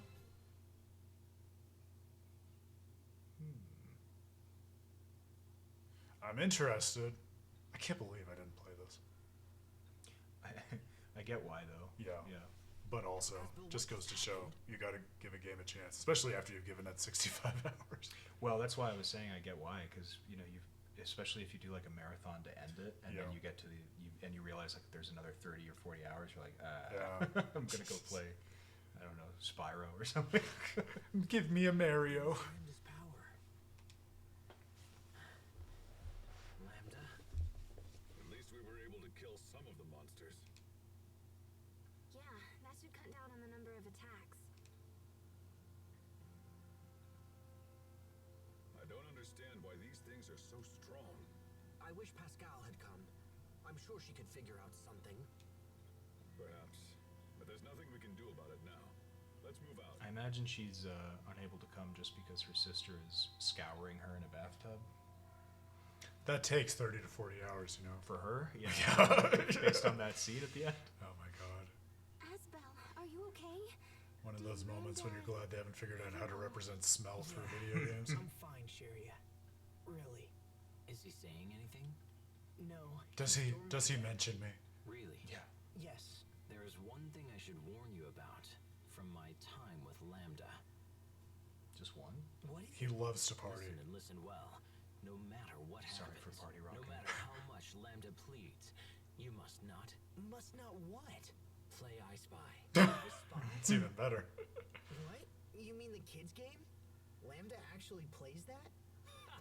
I got you. But knowing you, Asbel, I wouldn't be surprised if you two actually got that close. Thanks, Richard. No, you won't. There's no guile at all. Oh yeah, cool man. Thanks. Alright, where's our save point? Oh, there's not even a quick jump out of here. Wow, there you go. Although I'm sure with Oh, the maybe paths that- we open, I bet that one. Yeah, just shoots you back. Mm-hmm. Oh man, well, it was quite the dungeon, but also quite the first just opening segment to this fourth act. Yeah, what's top of mind for you as we think about what we'll do next? Think about. Definitely seems like this is preoccupied with death and you know, but more importantly, like not things not being there anymore, and impermanence. So that's interesting. But so that's my thoughts on theming. But in terms of what I'm interested to see, I want to see more of Lambda. I want to see if he's actually been asleep, or if he's just been like dormant. Because I feel like Passively watching. Yes, Yeah. I think that'll make a difference. And I'm kind of thinking that they're also setting up. And I can't. This reminds me of something too. But they're setting up like, okay, Richard is like the golden boy right now because of everything he's doing, and I wonder if they're going to go the route of Asbel getting jealous of that because of his station as the Lord, and feeling like maybe he's not as confident as Richard is, Yeah. and then maybe Lambda preying on that. But I'm not convinced Lambda's going to be negative in this Yeah. story. So Well, it is interesting that the first thing he does upon waking up or becoming more active is giving Asbel a new combat ability, which Yeah. seems really good. And I think that's like, I'm just thinking of, the thing that comes to my mind is in Naruto, there's this spirit in Naruto that gives him basically like unlimited energy. And eventually, like, at first, the story is that spirit was sealed into Naruto, but then throughout the story we come to find out that this spirit actually has a kinship with him, and he's willing to share in the unlimited power when Naruto calls on it, because he's basically acting as a vessel for him.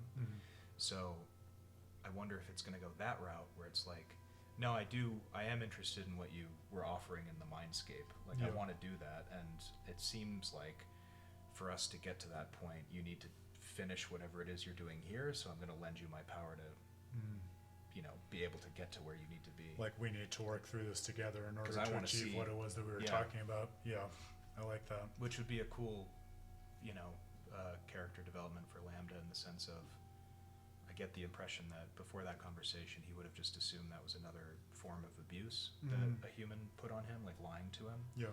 Whereas, I think it would be really cool if he's matured enough to take the leap of faith that Asbel is as good as his word, and that he just needs to help him get to that point so they can do it together. I love all that, especially thinking about it, like I was saying, in conjunction with Emil and Ratatosk and Dawn of the New World. Like, I think there'll be a lot of interesting stuff to mine in terms of whether they go a similar way or something different. And then I'll also add, for the other side of it, to your point, Grail, I'm interested in seeing like whether and how they'll tie the marriage plot in with all Lineage this and- stuff. Yeah. yeah. Interesting that they're thinking not just about death, but also, as you said, impermanence in terms of cycles of death, and also birth, right? Well- And propagation of lineages and things like that. And if that woman was Sophie, right, that we saw at the, in the post credits, there's something touching about, and I wonder if we're going to run into a character who's maybe the purple-haired, like seraphim-looking lady. Maybe it's the case that she has attained immortality, and she's trying to coax Sophie into keeping that because it's a better way of doing things. But then obviously, because it's called Legacies and Lineages, and we started with the reflection of Asbel's father, right? This idea that true immortality is passing on generational knowledge. Yeah. And seeing that Sophie, assuming that was her, has a kid, is like, no, that's immortality, right? That would jive with the name of the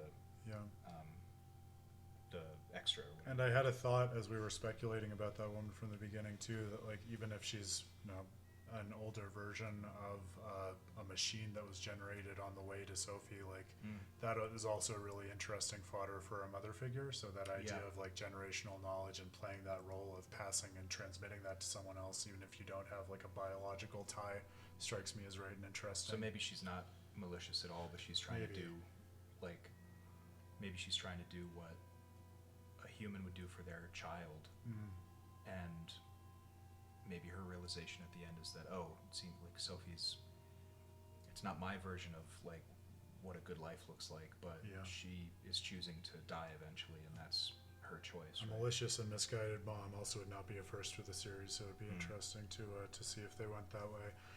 And that actually helps me to square the last thing I was interested in, because me, I'm tremendously excited to see whether and how, once we inevitably get Pascal back, we dive into learning more about ruins like that, or the maybe source that's of what she's been energy up in to. the world. Yeah, because a lot of that, just by virtue of that personal focus we were talking about in the base game, is out of scope, and so you don't actually learn that much even about the details of how these Valkanist structures were used by the people from this other planet to try to sap the energy. A lot of it is left kind of implicit, and so especially if they give us this framework for introducing that knowledge and the transmission of it as something that can make the next generations in a better position than the country's now. I feel like that could very nicely marry, no pun intended, I guess, with the other things we're talking about. It'd be cool if Pascal was like, because I didn't get the impression that, they said that she was busy, and they didn't really talk about whether they had seen her since. And I kind of love the idea that she's just been so involved in trying to figure them out that she's figured like some weird truth out that's going to play a point into it. That would be a very Pascal thing, and it takes her like several scenes or hours to be able to even explain what she's discovered to everyone else. Oh, I love it. And yes, to your point, Grail, because I can't believe I missed it, and it's worth shouting out. My controller's broken now, but the sword we just got, my controller's having all sorts of nutty issues this evening. Well, there we go. So the Radiant Howl is a sword, which is also a great Easter egg allusion to the mystic heart of Luke in Tales of the Abyss. So another one of those great things where, like you were talking about with Pokemon yesterday, like you don't miss anything by not knowing it, but the deeper you get into the series, the more you can appreciate it. It makes it sound like a scream when swung. Like the marriage proposals. Yes, exactly, from the other characters. Oh, I'm so excited to see where we go. We hadn't talked about this in terms of schedule, but I mean, we don't really have any firm plans on Monday, which is Christmas. So I was thinking we could keep the party rolling. Yeah. So I don't know what everyone's next week will look like. I know it's the end of the year for people, but especially since Dan and I are going to be on very different but similarly game-related and culture-related adventures in Japan, which I'm sure will make its way into the ether sphere in various dimensions starting this coming Thursday.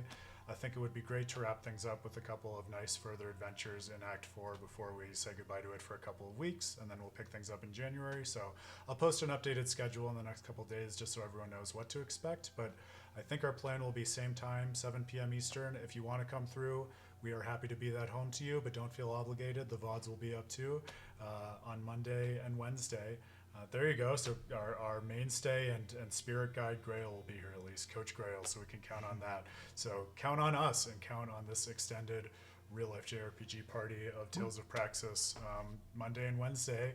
We'll have plenty to talk about and think about, and then we'll take a break to let all of this digest before I pick it back up on the other side of Japan in mid-January.